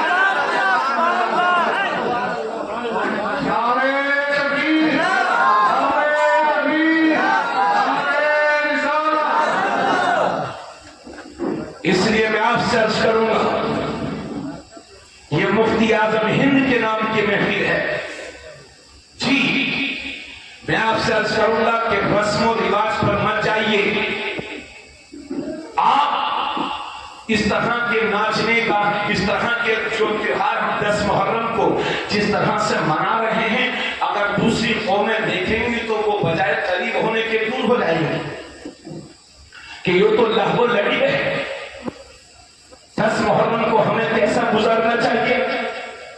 اللہ کے نبی صلی اللہ علیہ وسلم جب ہجرت کر کے مدینہ شریف تشریف لائے تو یہودیوں کو دیکھا کہ روزہ رکھ رہے ہیں 10 محرم کا، تو اللہ کے نبی نے یہودیوں سے پوچھا کہ تم آج کے دن روزہ کیوں رکھتے ہو؟ تو یہودیوں نے کہا کہ 10 محرم کو اللہ نے ہمارے پیغمبر حضرت موسیٰ کو اور ان کے لشکر کو فرعون اور اس کے لشکر سے نجات عطا فرمائی، فرعونیوں کو ڈبو دیا اور ہمارے پیغمبر کو بچا دیا۔ ہمارے پیغمبر حضرت موسیٰ نے شکرانے کے طور پر روزہ رکھا تھا، تو ہم بھی 10 محرم الحرام کو روزہ رکھتے ہیں۔ تو اللہ کے نبی صلی اللہ علیہ وسلم نے جب اتنا سنا تو فرمایا حضرت موسیٰ علیہ السلام کے تم سے زیادہ حقدار ہم ہیں، تم سے زیادہ حقدار ہم ہیں۔ تو اللہ کے نبی نے خود بھی 10 محرم الحرام کا روزہ رکھا اور اپنی امت کو بھی 10 محرم الحرام کا روزہ رکھنے کا حکم فرمایا۔ اب چونکہ 10 محرم الحرام کا روزہ یہودی بھی رکھ رہے تھے اور عیسائی بھی اس دن کی تعظیم کر رہے تھے اور مسلمان بھی روزہ رکھ رہے تھے، تو کچھ صحابہ کو لگا کہ یہ آپس میں مشابہت ہو رہی ہے، تو سرکار کی بارگاہ میں عرض کیا، یا رسول اللہ 10 محرم کو ہم بھی روزہ رکھتے ہیں اور یہودی بھی روزہ رکھتے ہیں۔ تو آقا کریم صلی اللہ علیہ وسلم نے فرمایا، اگر میں اگلے سال زندہ رہا تو 9 محرم کا بھی روزہ رکھوں گا، لیکن اگلا محرم آنے سے پہلے ہی حضور وصال فرما گئے، مگر حضور نے خواہش ظاہر کی تھی، اسی وجہ سے ہمارے علماء فرماتے ہیں کہ 9 اور 10 محرم کے روزے رکھنا یہ سنت ہے۔ اسلام میں رمضان شریف کے روزوں کے بعد اگر سب سے زیادہ کسی روزے کی فضیلت ہے تو وہ محرم الحرام کے روزے ہیں، اور رمضان کے روزے فرض ہونے سے پہلے محرم ہی کے روزے فرض تھے۔ بات سمجھیا؟ اس لیے آپ روزہ رکھیں اور اپنے گھروں میں اس دن اچھا کھانا بنوائیں اور اس پر فاتحہ کروائیں، کیونکہ میں نے ایک حدیث میں یہ بھی پڑھا ہے کہ 10 محرم الحرام کو جو شخص اپنے اہل و عیال کے لیے اچھا کھانا بنواتا ہے تو اللہ پورے سال اس کے رزق میں کشادگی عطا فرماتا ہے۔ کہیں سبحان اللہ۔ تو روزہ رکھیں، قرآن کریم کی تلاوت کریں، اور یہ میلے پھیرے سلانا یار کیا کیا کہوں، اور اللہ جانے سال بھر لوگ ہماری باتوں کو مانتے ہیں، لیکن جیسے محرم کا چاند ہوا تو کسی مفتی کی نہیں مانی جائے گی، کسی امام کی نہیں مانی جائے گی۔ اللہ جانے کون سے مفتی نے خواب میں آ کر کے مسئلے بتا دیتے، کسی کی نہیں مانتے صاحب، اور زیادہ کہو تو لوگ دشمن بن جاتے ہیں۔ میرے بھائی، اس لیے میں آپ سے عرض کروں گا، ان رسموں سے باہر نکلو۔ ارے بھائی آپ مجھے بتاؤ، آپ کے گاؤں میں نہیں ہوگا اچھی بات ہے، لیکن اکثر گاؤں میں حال یہ ہے کہ عورتیں نئے نئے کپڑے پہن کر کے بناؤ سنگار کر کے معذاللہ میلوں ٹھیلوں کے چکر لگاتی ہیں، اور برا نہ مانو تو ایک بات اور کہہ دوں، نوجوان لڑکے لڑکیوں نے ملنے کا اڈا بنا دیا ہے میرے کو، کہ ہمارے ان کاموں سے ہمارے امام کی روح خوش ہوگی۔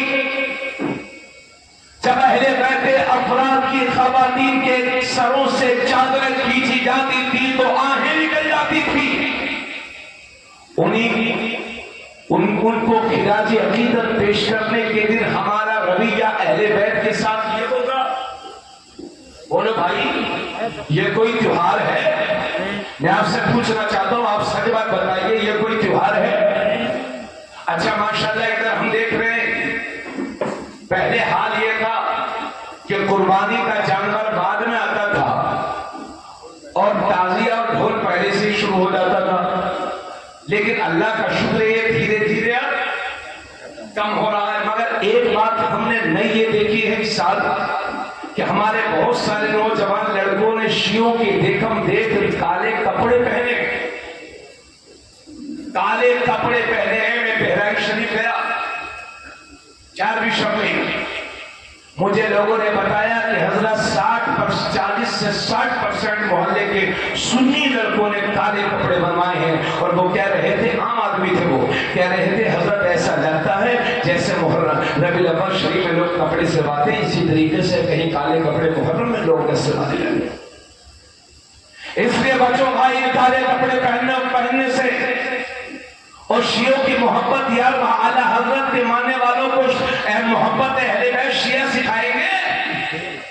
اعلیٰ حضرت عرض کرتے ہیں، یا الہی رحم فرما مصطفیٰ کے واسطے، یا رسول اللہ کرم کیجئے خدا کے واسطے، مشکلیں حل کر شہے مشکل کشا کے واسطے، کربلائیں رکھ شہید کربلا کے واسطے۔ تیری نسل پاک میں ہے بچہ بچہ نور کا، تو ہے عین نور، تیرا سب گھرانہ نور کا۔ تو آپ میری بات کا برا مت جانیے گا، آپ میرے چھوٹے بھائی ہیں، میرے دینی بھائی ہیں، میں نے درد دل محسوس کیا تو میں لوگوں سے کہہ رہا ہوں، آپ سے بھی کہہ رہا ہوں، اس کو تیوہار نہ بناؤ، یہ عبادت کا دن ہے۔ روزے رکھو، قرآن کریم کی تلاوت کرو، اپنی ماں بہنوں کو پردے میں رکھو، گھر میں رکھو، ان سے کہو کہ نمازیں پڑھیں، تسبیح پڑھیں، قرآن کریم کی تلاوت کریں۔ اللہ نے صاحب حیثیت تو غریبوں پر خرچ کریں، ہے نا، رشتہ داروں کی خاطر تواضع کریں. یہ ہے محرم کا مطلب، نہ کہ تہوار ہے.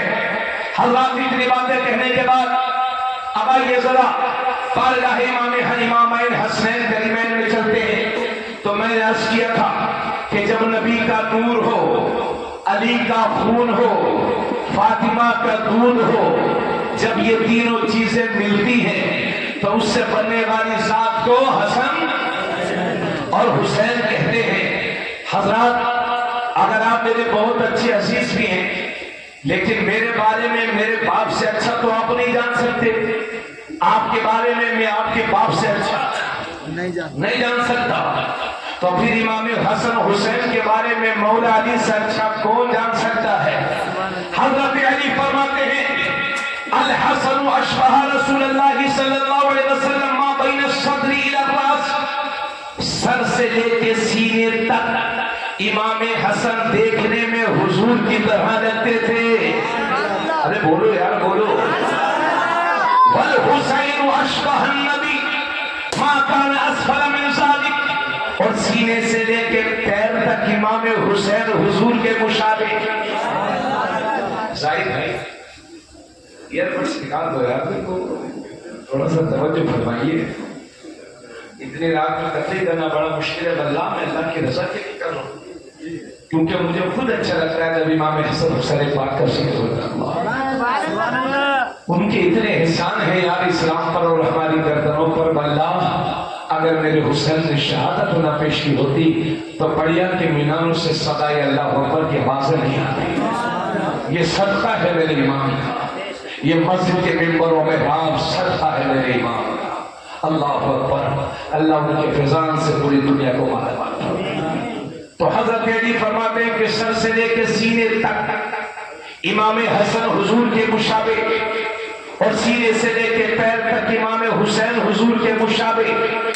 یہی وجہ ہے کہ جب میرے نبی دنیا سے تشریف لے گئے اور صحابہ کو لگتا کہ حضور کا دیدار کریں تو دونوں کو قریب قریب کھڑا کر دیا کرتے تھے اور نبی کی یاد تازہ ہو جایا کرتی تھی. میرے امام بولے ایک سینے تک مشابہ، ایک وہاں سے پاؤں تک. حسن سبتین ان کے جاموں میں ہے نیما نور کا، اور صاف شکل پاک ہے دونوں کے ملنے سے آیا. خط توأم میں لکھا ہے یہ دوبر کا نور کا تیری نسل پاک میں ہے. بچہ بچہ نور کا تو ہے عین نور تیرا سب گھرانہ نور کا.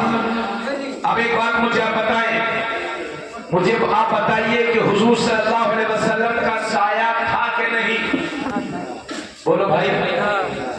بھائی جان سونا جنگل رات تیری چھائی بدلی کالی ہے. سونے والوں جاگتے رہیو چوروں کی رکھ ڈالی ہے. چوکیدار چور ہے. سونے والوں جاگتے رہیو چوروں کی. یا اعلیٰ حضرت نے یہ شعر 100 سال پہلے کہا ہے، مگر ایسا لگ رہا ہے جیسے آج 9 جولائی کے لیے کہا ہے. یہی مجدد کے شعروں کی شان ہے، بالکل فٹ بیٹھ رہا ہے. ماشاءاللہ مفتی صاحب اور علماء کرام پاس کرام یہاں پر جو ہے سبھی کے توجہ چاہیے. حضور کا سایہ تھا کہ نہیں تھا، لیکن اعلیٰ حضرت نے ایک جگہ حضور کا سایہ دکھا رہے ہیں. اب آپ دیکھ لیجئے. اعلیٰ حضرت فرماتے ہیں معدوم نہ تھا سایہ شاہ ثقلین. جو چیز ہوتی ہے اسے موجود کہتے ہیں، اور موجود کا اپوزٹ معدوم ہوتا ہے. جو چیز نہیں ہوتی وہ معدوم، اور جو چیز ہوتی ہے وہ موجود. سایہ مانے سایہ، شاہ مانے بادشاہ شہنشاہ، اور ثقلین مانے دونوں جہان. تو اعلیٰ حضرت فرماتے ہیں معدوم نہ تھا سایہ شاہ ثقلین، یعنی دونوں جہان کے سردار کا سایہ معدوم نہیں بلکہ موجود تھا. معدوم نہ تھا سایہ شاہ ثقلین، اس نور کی جلوہ گاہ تھی ذات حسنین. امام حسن اور حسین دونوں کو ملا کر بولتے ہیں حسنین. معدوم نہ تھا، سایہ شاہ ثقلین اس نور کی جلوہ گاہ تھی ذات حسنین، تمثیل نے اس سائے کے دو حصے کیے، آدھے سے حسن بنے ہیں آدھے سے حسین۔ تمثیل نے اس سائے کے دو حصے کیے، آدھے سے حسن بنے ہیں آدھے سے حسین۔ آقا کریم صلی اللہ علیہ وسلم فرماتے ہیں الحسن والحسین سیدہ شباب اہل الجنہ، بے شک حسن اور حسین یہ دونوں جنتی جوانوں کے سردار ہیں۔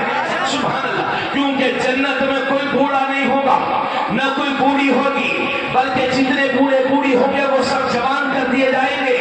اگر جوانی دوبارہ پھر چاہتے ہو تو ایمان پر قائم رہو، دوبارہ بھی انشاءاللہ جوانی ملے گی، ورنہ جہنم میں بھیج دیے جاؤ گے تو بڑھاپا ہی بڑھاپا ہے، جوانی وہاں نہیں ہے۔ تو آقا کریم صلی اللہ علیہ وسلم فرماتے ہیں حسن اور حسین یہ دونوں جنتی جوانوں کے سردار ہیں۔ اور دوسری حدیث میں آقا فرماتے ہیں ان الحسن والحسین ہما ریحان من الدنیا، بے شک حسن اور حسین یہ دونوں میرے دنیا کے دو پھول ہیں، پھول۔ سبحان اللہ، یہی وجہ ہے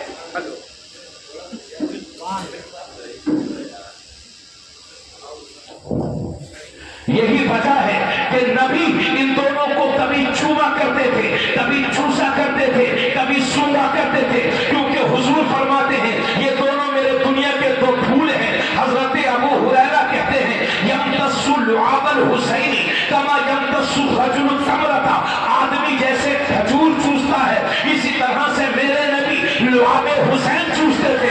سبحان اللہ سبحان اللہ، تو کبھی چوستے تھے کبھی سونگتے تھے کبھی چومتے تھے۔ اور اے میرے بھائیوں یہ آپ بھی جانتے ہو کہ پھول جیسا ہوتا ہے خوشبو ویسی ہوتی ہے، پھول گیندے کا ہو تو خوشبو گیندے والی ہوگی، پھول چمیلی کا ہو تو خوشبو چمیلی کی ہوگی، پھول گلاب کا ہو تو خوشبو گلاب کی ہوگی، اور پھول محمد کا ہو تو خوشبو محمد کی ہوگی۔ کیا بات رضا اس شمرستان کرم کی صحرا ہے کلی جس میں حسن اور حسین پھول۔ سبحان اللہ۔ اب پوری تقریر کا رزلٹ سن لیجیے، پوری تقریر کا رزلٹ۔ حضرت اسامہ بن زید کہتے ہیں، یہ بس اب میں تھوڑی دیر سرکار مفتی اعظم کا ذکر کروں گا، اس کے بعد انشاءاللہ دعاؤں کے ساتھ سلام کے ساتھ میں پھر اختتام پاس کروں گا۔ پوری توجہ فرمائیے۔ حضرت اسامہ بن زید کہتے ہیں، شان بھائی توجہ ہے، حضرت اسامہ بن زید کہتے ہیں کہ میں ایک دن حضور صلی اللہ علیہ وسلم کی بارگاہ میں حاضر ہوا تھا، تو میں اپنے کسی کام سے گیا تھا۔ حضرت اسامہ بن زید کہتے ہیں میں نے دروازے پر دستک دی، یا رسول اللہ غلام حاضر ہے۔ اسامہ بن زید کہتے ہیں کہ نبی کریم صلی اللہ علیہ وسلم تشریف لائے تو چادر اوڑے ہوئے تھے، اور ایسا لگتا تھا کہ چادر کے نیچے کوئی چیز چھپی ہوئی ہے۔ حضرت اسامہ بن زید کہتے ہیں کہ میں نے اس وقت تو نبی سے کچھ نہیں کہا، ادھر دیکھیں بھائی جان ادھر دیکھیں، جب میں اپنے کام سے فارغ ہو گیا تو میں نے عرض کیا یا رسول اللہ یہ چادر کے نیچے کیا ہے؟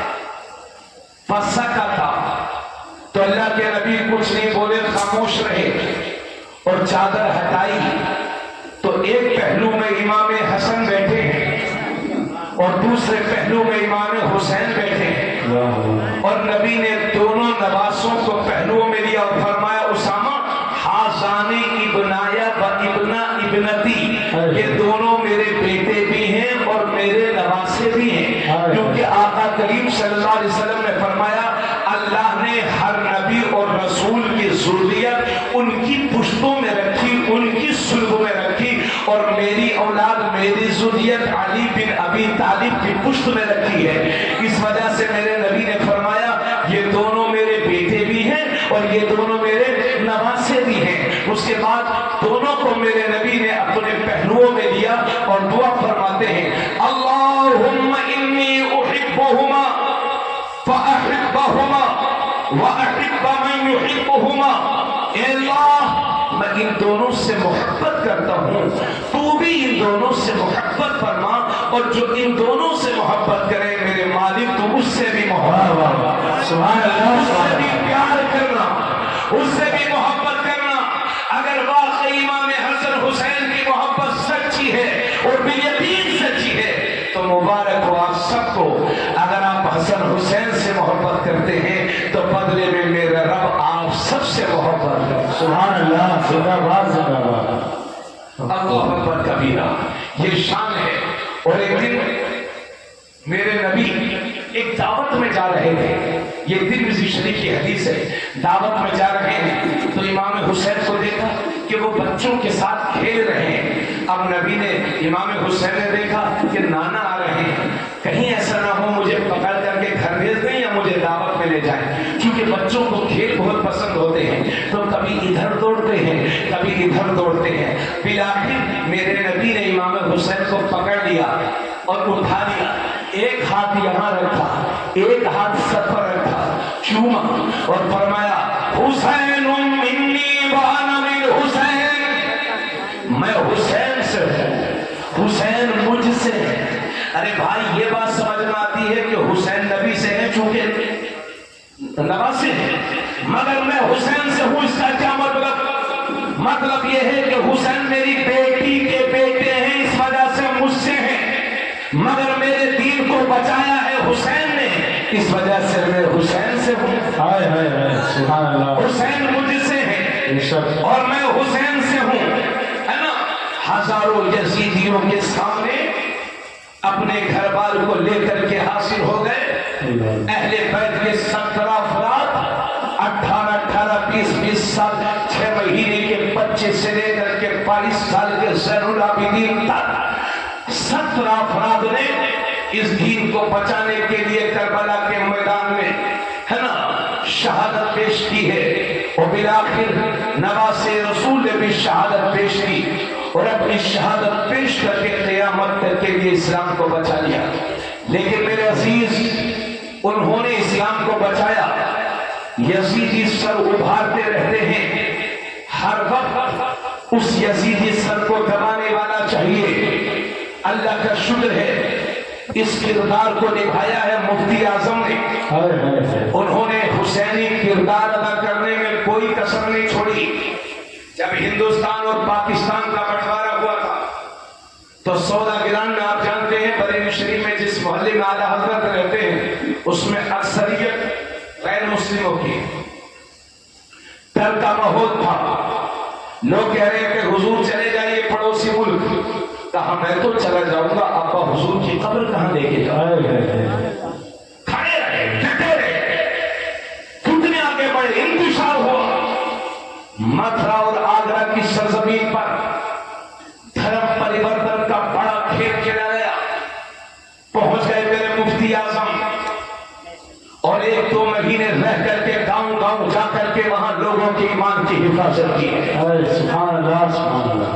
وہ مفتی اعظم ایسے ہی نہیں ان کو مفتی اعظم کہتے، اعلیٰ حضرت کے وصال کے بعد 25 صفر مظفر 1340 ہجری میں اعلیٰ حضرت کا وصال ہوا، اور 1347 ہجری میں بریلی شریف میں جب عرس اعلیٰ حضرت ہوا تھا، یہ آزادی سے پہلے کی بات ہے، 1928 کی بات ہے، اعلیٰ حضرت کے 7ویں عرس میں غیر منقسم ہندوستان، یعنی اس وقت پاکستان کا بٹوارا نہیں ہوا تھا، بریلی شریف میں عرس اعلیٰ حضرت میں لوگوں نے اس بات کا عہد کیا اور سب نے مانا کہ یہ 35 سال کے مصطفیٰ رضا یہ کوئی عام عالم نہیں بلکہ یہ مفتی اعظم ہند ہے۔ زندہ باد زندہ باد، سبحان اللہ سبحان اور 1946 میں جب بنارس میں سنی کانفرنس ہوئی تھی بڑی پیمانے پر، جس میں 7,000 مفتیان کرام تھے، اللہ، ہزاروں علماء تھے، بار بار مفتی اعظم اس محفل میں تشریف لے گئے اور بار بار آپ کو مفتی اعظم ہند کہا گیا۔ سبحان اللہ، اللہ اکبر۔ اور پھر دنیا نے وہ موقع بھی دیکھا، جیسے ابھی کے حالات میں آج سے 77-80 کے 76-77 کے دور میں جب ایمرجنسی لاگو ہوئی اور قوم ہندوستان کے بڑے بڑے لیڈروں کو جیلوں کی سلاخوں کے پیچھے بھیجا جا رہا تھا اور نس بندی کو حلال کہنے کے فتوے دیے جا رہے تھے، پہلے تو حکومت وقت دارالعلوم دیوبند سے پوچھا کہ نس بندی حلال ہے کہ حرام، تو دیوبند والے بولے کہ نس بندی حرام ہے اور قرآن سے ثابت ہے کہ نس بندی حرام ہے۔ مگر جب اندرا نے ڈنڈا دکھایا تو قاری طیب بولا اپنے چیڑوں سے کہ اب تک حرمت پر غور کیا تھا، اب حلت پر غور کرو، یعنی حلال ثابت کرو۔ اور اس وقت BBC لندن جو چینل ہوتا تھا ریڈیو، اس کے ذریعے سے اعلان کر دیا گیا کہ نسبندی حلال کر دی گئی۔ ہندوستان میں انتشار برپا ہو گیا، کہیں ایسا نہ ہو کہ قرآن کے ساتھ آگے مذاق کیا جائے اور قرآن میں تحریف کرنے کی کوشش کی جائے۔ دیوبند کے مفتی اور مولوی بک چکے تھے تو سارے ہندوستان کے مسلمانوں کی آسرا اور تمنا تھی مفتی اعظم۔ بریلی شریف میں استفتاء کیا گیا تو مفتی اعظم نے اپنے مفتیوں کو بلایا، ہے نا، آپ مفتیوں کی پوری ٹیم تھی، اور فرماتے ہیں کہ مفتیان کرام اس فتوے کا جواب قرآن اور حدیث کی روشنی میں دینا اور قرآن جو کہہ رہا ہو وہی لکھنا۔ اگر حق بات کہنے پر حکومت ہمیں اپنا باغی کہتی ہے تو ہم حکومت کی بغاوت تو برداشت کر سکتے ہیں، لیکن رسول اللہ کی شریعت کی بغاوت کبھی نہیں برداشت کر سکتے۔ بریلی سے فتویٰ جاری ہوا کہ نسبندی حرام تھی، حرام ہے، حرام رہے گی۔ ادھر اندرا کے کان کھڑے ہو گئے اور ادھر اتر پردیش کے مکھیہ منتری کو حکم دیا گیا کہ بڑے مولوی صاحب کو گرفتار کر لیا جائے۔ ادھر خفیہ وبھاگ نے ڈیرا ڈالنا شروع کیا اور جائزہ لیا تو خفیہ وبھاگ نے مکھیہ منتری اتر پردیش کو خبر دی کہ اگر بڑے مولوی صاحب پر ہاتھ ڈال دیا گیا تو ہندوستان میں ایسا انتشار برپا ہوگا جس کی بھرپائی کبھی نہ ہو سکے گی، ہمت نہ ہو سکے گرفتار کرنے کی۔ مگر کچھ پولیس والے چکر لگاتے رہتے تھے۔ ایک دن 2-4 پولیس والے چکر لگاتے لگاتے حضرت کے قریب پہنچ گئے اور کہنے لگے حضرت دیوبند والوں نے تو پہلے حرام کا فتویٰ دیا تھا، آپ نے بھی حرام کر دیا ہے، انہوں نے بدل دیا، آپ بھی بدل دو۔ تو 80 سالہ شیر مفتی اعلیٰ حضرت کا شیر چارپائی پر لیٹے ہوئے تھے، اٹھ کر کے بیٹھ گئے اور کہتے ہیں نادانو، تم کی شریعت کو بدلنے کی بات کرتے ہو، کان کھول کے سن لو، ہمارے یہاں شریعت نہیں بدلتی، اگر ضرورت پڑتی ہے تو حکومت بدل ہی جاتی۔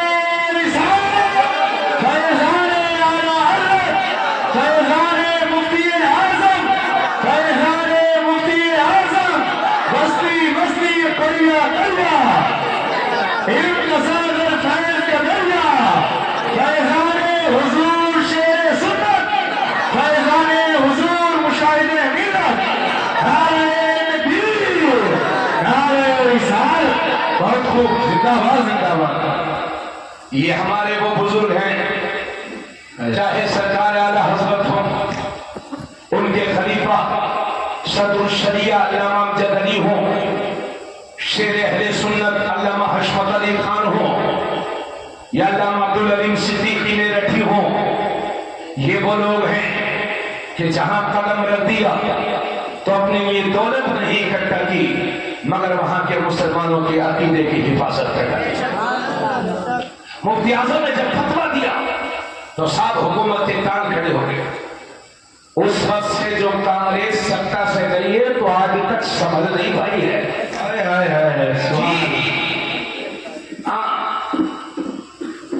ملنے آئی تھی اندرا گاندھی، کوشش کی تھی مگر مفتی اعظم کوئی اجنبی عورتوں سے ملیں گے معاذ اللہ، اما جن کا فتویٰ بھی لاجواب تھا، جن کا تخبہ بھی لاجواب تھا۔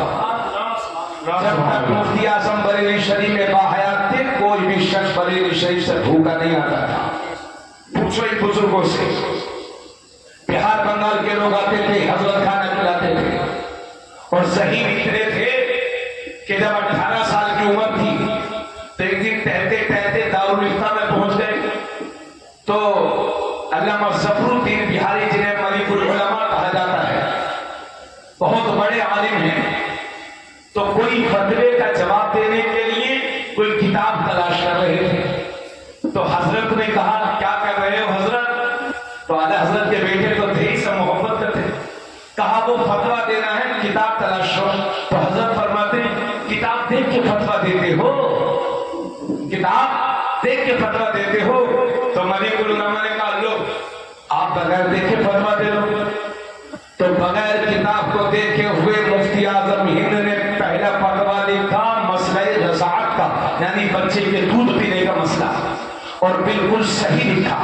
جب اعلیٰ حضرت کی بارگاہ میں پیش کیا تو سمجھ گئے، لکھا صح الجواب بعون العزیز الوہاب، یعنی یہ جواب بالکل صحیح ہے۔ اپنا دستخط کیا اور بطور نذرانہ 5 روپیہ پیش کیا اور ایک مہر آل الرحمان ابو البرکات جیلانی مصطفیٰ رضا کے نام سے بنوائی، اور سرکار مفتی اعظم ہند کو فتویٰ دینے کی اجازت اعلیٰ حضرت نے عطا فرمائی۔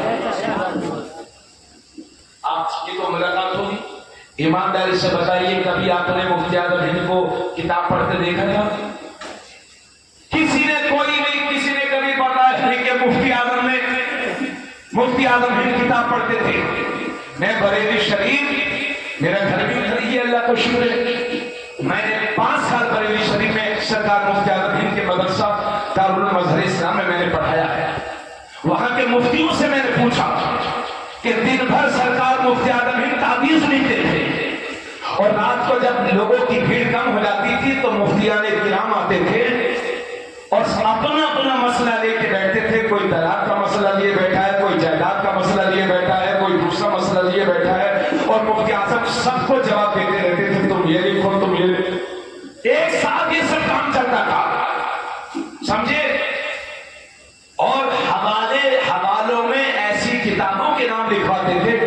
میں نے سنا ہے کہ ایک بار حضرت نے کوئی حوالہ لکھوا دیا گیا، پورے بریلی میں وہ کتاب نہیں ملی، لندن کی کسی لائبریری میں جا کر کے وہ کتاب ملی جس کا حوالہ مفتی اعظم بریلی میں دے رہے تھے۔ ایسے مفتی تھے یار، الحمدللہ۔ میں نے وہاں عام لوگوں سے پوچھا مفتی اعظم سرکار کے بارے میں، اور مفتی اعظم ہند کوئی بابا نہیں تھے، بابا جیسے یہ آج کل کے بابا پال کھول رہے ہیں۔ آج کل تو جس مولانا سے پڑھا نہیں جاتا وہ سیدھا بابا بن جاتا ہے، کیونکہ پڑھانے میں تنخواہ 11,000 اور بابا گیری میں ایک نسخہ ہے 11,000 کا۔ ان باباؤں نے لوٹ مار کرتے رکھی ہے۔ اور میرے بھائیوں، اپنی عورتوں کو سمجھاؤ، کوئی طبیعت خراب ہو جاتی ہے تو اسپتال بعد میں جاتی ہے اور بابا لوگوں کے پاس پہلے جاتی ہے۔ اگر جس بابا سے اپنا حال نہ سدھرا ہو وہ آپ کا کیا سدھرے گا؟ اور سن لو، اگر عمل خراب ہے تو تعویذ کیا پورا بابا بھی گلے میں لٹکا دو گے تو کوئی فائدہ ہونے والا نہیں ہے۔ سرکار مفتی اعظم ہی جب تعویذ دیتے تھے، پوچھئے بزرگوں سے، کوئی 1 مانگتا تھا تو 2 دیتے تھے، 2 مانگتا تھا تو 3 دیتے تھے، 3 مانگتا تھا تو 4 دیتے تھے۔ اگر کہیں جا رہے ہیں، حضرت سفر میں گاڑی میں بیٹھنے جا رہے ہیں، پیچھے سے حضرت ایک تعویذ دے دو، بس وہی رک جاتے تھے۔ اور آگے سواری تب پڑتی تھی جب وہ تعویذ اس کو دے دیا جاتا تھا۔ 18 گھنٹے، میں نے سنا 18 گھنٹے مفتی اعظم تعویذ لکھا کرتے تھے، اور یہ ان کی شان تھی کہ جو لکھتے تھے وہ پڑھتے بھی رہتے تھے، درود شریف لکھتے تھے، قرآن کی آیتیں لکھتے رہتے تھے، انہیں پڑھتے بھی رہتے تھے، یعنی 18 گھنٹے اللہ اور اس کے رسول کے ذکر کرنے میں مفتی اعظم لگے رہتے تھے۔ بولو سبحان اللہ، بولو یار۔ یہ انہی تعویذوں کی وجہ ہے جو آج بھارت میں سنیت زندہ ہے، اللہ کا شکر ہے۔ وہ ایسے تعویذ دیتے تھے، ہے نا؟ آج کل تو تعویذ کو معاذ اللہ دھندا بنا دیا۔ اگر کوئی لوگ خلوص کے ساتھ دیتا ہے تو وہ اچھی بات ہے، لیکن یہ فال کھولی جائے گی تمہارے اوپر تو جنوں کا بسیرا ہے، اور فال کھولی جائے گی 7,500 کا جنوں کی خوراک آئے گی۔ اب میں یہ کیوں نہیں کہتا کہ میری خوراک لے آؤ، ایسے سیدھا سیدھا بول دیا کرو میری مراد ہے۔ حضرات ایک بات آپ کو اور بتائیں، یہ تھا مفتی اعظم کا حال، ان کا بچپن بھی لاجواب، ان کا تقویٰ بھی لاجواب ہے نا جی۔ اور جب آخری وقت ان کا آیا تو اپنے وصال سے پہلے ہی خبر دے دی، ایسے ایسے گاؤں میں مفتی اعظم ہند گئے کہ جہاں آج بھی کھنڈر ہے، اور مفتی اعظم ہند ان گاؤں میں 2 مہینہ 1 ہفتے رہے ہیں مفتی اعظم، اور جس علاقے میں 1 ہفتہ دے دیا پورا علاقہ نسبی ہو جایا کرتا ہے۔ اللہ کا شکر ہے۔ تو صرف مفتی اعظم کے تعویذوں کی بات نہیں ہوگی، ان کے علم کی بات نہیں ہوگی، ان کے تقوی کی بات ہوگی۔ متقی بن کر دکھائے اس زمانے میں کوئی ایک میرے مفتی اعظم کا تقوی چھوڑ جائے۔ دیکھیے میں داہنے ہاتھ میں گھڑی پہن رہا ہوں، بعض لوگ جو داہنے ہاتھ میں گھڑی پہنتا ہے اسے بیوقوف سمجھتے ہیں، پاگل آدمی کچھ پڑھا لکھا نہیں ہے کیا؟ مفتی اعظم ہند داہنے ہاتھ میں گھڑی پہنتے تھے، اور جب ہم لوگ کار میں بیٹھتے ہیں تو ڈرائیونگ سیٹ پر بیٹھتے ہیں، ادھر بیٹھتے ہیں تاکہ کبھی ایکسیڈنٹ ہو تو ہمارا نمبر نہ آئے۔ لیکن مفتی اعظم ہند ڈرائیور کی پیچھے والی سیٹ میں بیٹھتے تھے۔ پوچھا گیا حضور یہ سیٹ زیادہ محفوظ ہے؟ کہا جان کا مالک اللہ ہے لیکن داہنی طرف بیٹھنا سنت ہے۔ حضور صلی اللہ علیہ وسلم فرماتے ہیں ان اللہ عز و جل یحب التیامن حتی التناعل والترجل، اللہ کو داہنا پسند ہے، یہاں تک کہ کھانا کھاؤ تو، یہاں تک کہ کنگھی کرو تو داہنی طرف سے، جوتا پہنو تو داہنی طرف سے۔ اس لیے میں آپ سے بھی عرض کروں گا اعلیٰ حضرت کا بھی یہی کام تھا کہ دائیں ہاتھ سے لیتے تھے، بائیں ہاتھ، دائیں ہاتھ سے لیتے تھے، دائیں ہاتھ سے دیتے تھے، اور فرماتے تھے بائیں ہاتھ سے لینے دینا یہ شیطان کا کام ہے۔ اس لیے میرے عزیز آپ بھی کوئی کام کرو داہنے ہاتھ سے کرو، یہ بھی ہاتھ اللہ ہی کا بنایا ہوا ہے، لیکن ہم زیادہ زیادہ اچھے کام داہنے ہاتھ سے کرتے ہیں، ہے نا؟ اللہ کا شکر ہے۔ تو میرے بھائی حضور کی سنتوں کا عامل بنو، اور اب بس تقریر ختم، اور یہ کہہ کر کے میں آپ سے اجازت چاہوں گا کہ سرکار مفتی اعظم ہند کا صرف ذکر سننا ہی کافی نہیں ہے، بلکہ ان کے طرز زندگی پر بھی عمل کرو، ان سے سیکھو۔ جیسے ہمیشہ وہ اللہ اللہ کرتے رہتے تھے، آپ بھی اللہ اللہ کرنا سیکھو۔ آج ہمارے مسلمانوں کی حالت یہ ہے کہ 20 سے 25% نوجوان وہ ہیں جو شراب، بیئر اور نشے کے عادی ہو چکے ہیں۔ بہت سارے زانی ہیں اور ہر وقت زنا کے چکر میں لگے رہتے تھے۔ کتنے نوجوان وہ ہیں جو جوا بازی کے شکار ہیں، کتنے نوجوان وہ ہیں کہ جو صرف جمعہ پڑھتے ہیں اور وہ بھی مہینے میں 1-2 جمعہ بھی چھوڑ دیا کرتے ہیں۔ یہ ہے مسلمانوں کی حالت، اور باتیں کرتے ہیں مسلمانوں کے ساتھ ایسا ہو رہا ہے، مسلمانوں کے ساتھ ویسا ہو رہا ہے۔ ارے کبھی اپنے گریبان میں جھانک کر کے بھی تو دیکھا کرو کہ ہم قرآن کے مطابق مسلمان بھی ہیں کہ نہیں۔ ہم کلمہ تو پڑھ رہے ہیں لیکن ہمارا اسلام جیسا چاہ رہا ہے ویسے ہم مسلمان ہیں کہ نہیں۔ یہ دیکھیے میری بات سنیے، اسی بڑھیا اور اطراف کے آس پاس میں سعد اللہ نگر علاقے میں یہاں کے قبرستانوں میں ایسے لوگ بھی آرام فرما ہوں گے کہ جب وہ بولتے تھے تو 4 آدمی ان کی باتوں کو سنا کرتے تھے۔ آپ کے اسی گاؤں میں ایسے لوگ بھی دنیا سے چلے گئے کہ جب وہ بولتے تھے تو پورا گاؤں ان کی بات کو قبول کرتا تھا، لیکن جب وہ دنیا سے چلے گئے، قبرستان میں پہنچ گئے، تو ان کے پوتے کو بھی یہ خبر نہیں ہے کہ میرے دادا کی قبر کہاں ہے۔ حضرات پہلے روڈ کچے ہوتے تھے، ایکسیڈنٹ ہوتے تھے تو 1-2 لوگ مرا کرتے تھے، آج ایکسپریس وے بنے ہوئے ہیں، پوری کی پوری فیملی گاڑی پلٹتی ہے، وہ پورے کا پورا خاندان موت کے پنجے میں چلا جاتا ہے۔ ابھی 12 جون کو کیا ہوا؟ ہوائی جہاز کا سفر سب سے محفوظ سمجھا جاتا ہے، مگر 15-20 سیکنڈ کے اندر 250 سے 300 لوگ ایئر انڈیا کے ایروپلین میں کریش جو ہوا تھا اس میں موت کی آغوش میں چلے گئے۔ ابھی پڑوسی ملک میں کیا ہوا؟ 16-17 لوگ ندی میں ٹہلنے کے لیے گئے تھے، اچانک سے پانی آیا، لوگ بچا نہ سکے اور پورے کا پورا خاندان غرقاب ہو گیا، یعنی ڈوب گیا ہے۔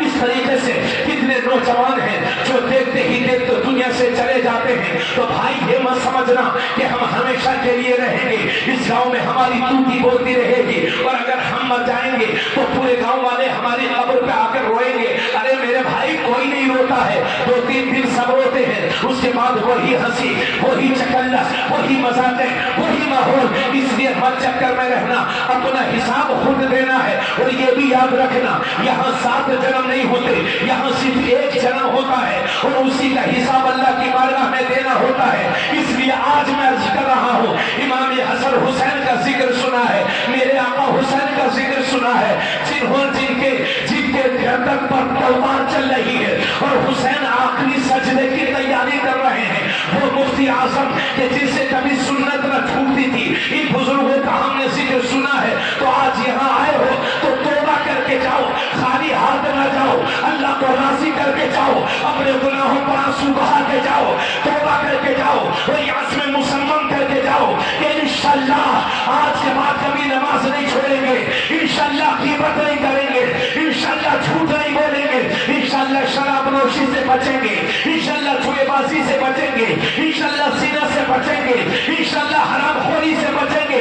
عزم مصمم کر کے جاؤ، پکے سچے مسلمان بن کے جاؤ۔ پھر میں تمہیں یقین دلاتا ہوں، گھبراؤ نہیں، ان حالات سے پریشان نہ ہو، یہ جو حالات ہمارے سامنے ہیں ان سے پریشان نہ ہو، یہ بادل ہیں اڑ جائیں گے، آندھیاں ہیں رک جائیں گی، طوفان ہیں تھم جائیں گے، اسلام کا اجالا قیامت تک باقی رہے گا۔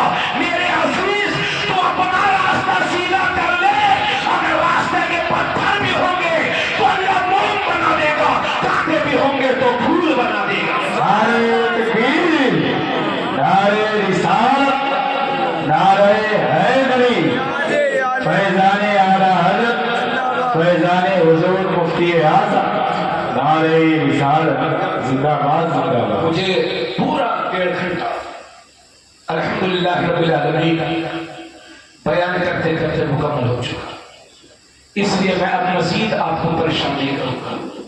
آپ نے محبتوں کو سکون دیا، میں اس کے لیے آپ کا شکریہ ادا کرتا ہوں، لیکن میں آپ سے کہتا ہوں، سرکار مفتی اعظم ہند جب کسی کو گاڑی منڈا دیکھتے تھے تو سختی سے ناراض ہوتے تھے، معاذ اللہ کیسی شکل بنا رکھی اس طرح کی۔ اس لیے ایمان میں طاقت پیدا کرو اور چہروں کو سنت مصطفیٰ سے سجاؤ۔ ہم نے بعض بزرگوں کو دیکھا ہے، برا مت جانیے گا، اگر 2 انگل ان کی ہے تو کوئی بھی مولانا مفتی اسے 4 انگل کروا ہی نہیں سکتا۔ چرچا نے رکھ لی تو رکھ دی، اب وہ پوری نہیں ہوگی۔ چرچا جی حضرت اسرائیل آئیں گے اور اٹھا کر کے لے کے چلے جائیں گے، اس لیے وہ دن آنے سے پہلے اپنے چہروں کو سنت رسول سے سجاؤ، اور میرے عزیز یہ عزم مصمم کر کے جاؤ کہ انشاءاللہ ہم کبھی نماز نہیں چھوڑیں گے۔ ابھی میں اڑیسہ گیا تھا، کئی بار میں گیا، میں نے ایک لڑکے کو دیکھا کہ 22-23 سال کا ہے، ہمارے ساتھ بیٹھ کر کے کھانا کھا رہا تھا، تو بھائی صاحب چہرے پر داڑھی اور سنت کے مطابق کھا رہا تھا۔ مجھے پتا چلا کہ یہ کوئی عالم مولانا حافظ قاری نہیں ہے، بلکہ یہ کروڑ پتی بزنس مین، کروڑ پتی باپ کا کروڑ پتی اولاد ہے، لیکن سچا عاشق رسول ہے۔ ایک بار میں لکھنؤ گیا، انٹیگرل یونیورسٹی میں، میرے خالہ کے لڑکے وہاں MBBS کر رہے تھے۔ جب میں ان سے ملنے کے لیے گیا تو میں نے دیکھا 3-4 لڑکے عصر بعد نکلتے ہیں کرتے پاجامے میں، چہرے پر داڑھی اور پوری داڑھی۔ میں نے کہا بھائی یہ کون لوگ ہیں؟ یہ حافظ لوگ، مولانا لوگ کہاں سے یہاں گئے؟ کہا بھائی صاحب یہ حافظ نہیں ہیں، یہ ڈاکٹر ہیں، ڈاکٹر بھی پڑھ رہے ہیں مگر سچے عاشق رسول ہیں، ان کی ایک وقت کی نماز قضا نہیں ہوئی۔ واہ واہ واہ، سبحان اللہ۔ جا کر کے ممبئی کے لوگوں کو دیکھو، کروڑوں اربوں روپے کے کام ہیں مگر ان کی ایک وقت کی نماز بھی نہیں چھوٹتی۔ کتنے ایسے لوگ ہیں جن کا سب کچھ چھوٹ جاتا ہے مگر ایک وقت کی نماز نہیں چھوٹتی۔ اس لیے میں آپ سے گزارش کرنے آیا ہوں، کفر اور اسلام کے درمیان سب سے بڑا فرق نماز کا ہے۔ مشرک کی پہچان یہ ہے کہ وہ در بدر جھکتا ہے، مومن کی پہچان یہ ہے کہ وہ صرف خدا کے لیے جھکتا ہے۔ اب نماز فجر کا وقت ہونے والا ہے، بتائیے فجر کی نماز میں پڑھنے میں کیا دقت ہے؟ کوئی کام نہیں رہتا، بس ہم اپنے گھر پہ پڑے رہتے ہیں، شیطان ہم کو سنائے رہتا ہے۔ اے میرے بھائی، رات ہی سے یہ نیت کر کے سویا کرو کہ انشاءاللہ فجر پڑھیں گے، اور اگر فجر سے لے کر کے آپ نے ظہر کی نماز تک کچھ نہ کما سکے تو ظہر چھوڑ کر کے کیا آپ کروڑ پتی ہو جائیں گے؟ اس لیے ظہر پڑھیں، عصر پڑھیں، مغرب پڑھیں، اور معلوم نہیں صبح کو آنکھ کھلے یا نہ کھلے، اس لیے عشاء پڑھ کے جائیں، اللہ سے توبہ کر کے جائیں۔ میرے بھائی، 50 سال پہلے اس گاؤں میں کون کون لوگ تھے آپ ان کا نام تک نہیں جانتے ہوں گے۔ اس میں سے اکثر لوگ وہ ہوں گے جنہیں اپنے پردادا کا نام بھی معلوم نہیں ہوگا۔ ایسے ہی دنیا ہمیں بھول جائے گی۔ یہ چند دن کی زندگی ہے میرے بھائی، اس دن کو اللہ کی محبت میں گزارو، شریعت کی روشنی میں گزارو، 5 وقت کی نماز پڑھو، سنتوں پر عمل کرنے والا بن جاؤ۔ اور سنو میری بات، اگر موجودہ دور میں ہمارے سامنے اس وقت جو حالات ہیں، اگر اب بھی ہماری آنکھیں نہیں کھلی تو آنے والا وقت ہمارے لیے اور بھی ڈینجر اور خطرناک ہو سکتا ہے۔ اس لیے میں بہت ساری جگہوں پر کہہ رہا ہوں، شادیوں کو سستی کرو، کیونکہ میرے نبی فرماتے ہیں سب سے بہترین شادی وہ ہے جو کم خرچ میں منعقد ہو جائے۔ مسجدوں میں نکاح کرنے کی ابتدا کرو، کیونکہ حضور فرماتے ہیں نکاح مسجدوں میں منعقد کرو، اس کے بہت سارے فائدے ہیں۔ نکاح کو سستا کرو۔ ہم دیکھ رہے ہیں لوگ ایسے بہاتے ہیں شادیوں میں، لگتا ہے کہ دادا ان کے لیے 4-5 کروڑ روپے چھوڑ کر کے گئے ہیں۔ حضرات، اگر یہی شادیوں کی مہنگائی بڑھتی رہی، کہیں ایسا نہ ہو کہ ہماری قوم کی بیٹیاں، غریب بیٹیاں جن کا باپ شادی نہ کر سکے، عمر بڑھنے کے باوجود کہیں ایسا نہ ہو کہ بھاگنے پر مجبور ہو جائیں۔ اور مسلمان کے ساتھ نہیں، کبھی کبھی غیر مسلم کے ساتھ قدم اٹھانے سے بھی ہماری قوم کی بیٹیاں پرہیز نہیں کرتی، کیونکہ انہیں معلوم ہے ہم غریب ہیں، ہمارے باپ زیادہ جہیز نہیں دے سکتے، تو ہمیں کہیں جانا بہتر ہے۔ نتیجہ یہ نکلتا ہے کہ ہماری قوم کی سینکڑوں بیٹیاں ان غیر مسلموں کے ہاتھوں میں چل چکی ہے۔ اس لیے اللہ کا واسطہ دے کر کے کہتا ہوں، کم سے کم براتی لے کر کے جائیے، مسجدوں میں نکاح کا آغاز کیجیے، اور ضرورت کے مطابق گھر بنائیے، اور اپنی حیثیت سے پڑھ کر کے اپنے بچوں کو پڑھائیے اور لکھائیے۔ اس لیے کہ آنے والا وقت جہالت کا وقت نہیں ہے، آنے والا وقت علم کا وقت ہے۔ سکتہ کی چابیاں اسی قوم کے ہاتھ میں ہوں گی جس قوم کے نوجوانوں کے ہاتھ قلم اور کتاب سے سجے ہوں گے۔ اگر اسی طرح سے سوتے رہ گئے تو دنیا ہمیشہ کے لیے تمہیں سلا دے گی۔ اس لیے بیدار ہو جاؤ، پھٹے پرانے کپڑے پہن لو، سوکھی روٹیاں کھا لو، مگر مشن چھیڑ دو کہ ہم اپنے بچوں کو جاہل نہیں رہنے دیں گے۔ اس لیے کہ وہ قومیں زمانے سے مٹ گئی، جو جاہل تھی قومیں وہی زندہ رہیں گی کہ جن کے پاس علم کی طاقت ہے۔ اس لیے ان رسموں سے باہر نکلو اور اپنے بچوں کو پڑھاؤ اور لکھاؤ۔ اور یہ بھی یاد رکھنا کہ دنیا کی ساری یونیورسٹیز، دنیا کے سارے کالجز، دنیا کے سارے اسکولز یہ ڈگری ہولڈر بناتے ہیں، اور قرآن بہترین انسان بناتا ہے۔ اس لیے سب کچھ پڑھائیے، مگر اپنے بچوں کو قرآن ضرور پڑھائیے۔ آقا کریم صلی اللہ علیہ وسلم فرماتے ہیں ایک باپ کی طرف سے اس کی اولاد کے لیے جو سب سے بڑا تحفہ ہوتا ہے وہ بہترین تربیت ہوتی ہے۔ اگر آپ گفٹ نہیں دیں گے تو ایک بار روئے گا، بہترین تربیت نہیں دیں گے تو خود بھی روئے گا، آپ کو بھی رائے گا۔ آقا فرماتے ہیں اپنے بچوں کو 3 چیزیں سکھاؤ، اپنے بچوں کو اپنے نبی کی محبت سکھاؤ، اپنے بچوں کو اہل بیت کی محبت سکھاؤ، اور اپنے بچوں کو قرآن کریم کی تلاوت کرنا سکھاؤ۔ تو بھائیو، آپ مجھے بتائیے انجمن فیضان حسینی کے تمام ممبران انشاءاللہ نماز پڑھیں گے؟ کیوں میرے بھائی آپ بتائیے، سب لوگ مل کر انشاءاللہ؟ ارے میرے ساتھ ہاتھ اٹھائیے۔ بہت لوگ ہاتھ نہیں اٹھا رہے۔ ارے اللہ کے بندو ہاتھ اٹھا دو، اثر پیدا کرنے والی ذات میرے رب کے ذات ہے، وہ دلوں کو پھیرنے والا ہے۔ کہیے انشاءاللہ نماز پڑھیں گے، انشاءاللہ نماز پڑھیں گے، انشاءاللہ گناہوں سے بچیں گے، انشاءاللہ نیکیاں کریں گے۔ ہاں گناہوں سے بچیے، نیکیوں کی طرف قدم بڑھائیے، اللہ کے جلسے کو قبول فرمائے۔ بہت بہت شکریہ آپ کا، بڑی محبتوں سے سنا، آپ کی امیدوں کے مطابق میں خدمت نہ کر سکا، اس کے لیے میں معافی چاہوں گا۔ انشاءاللہ پھر کبھی حاضری ہوگی۔ اللہ آپ سب کو جزائے خیر عطا فرمائے۔ وما علینا الا البلاغ۔ السلام علیکم ورحمۃ اللہ وبرکاتہ۔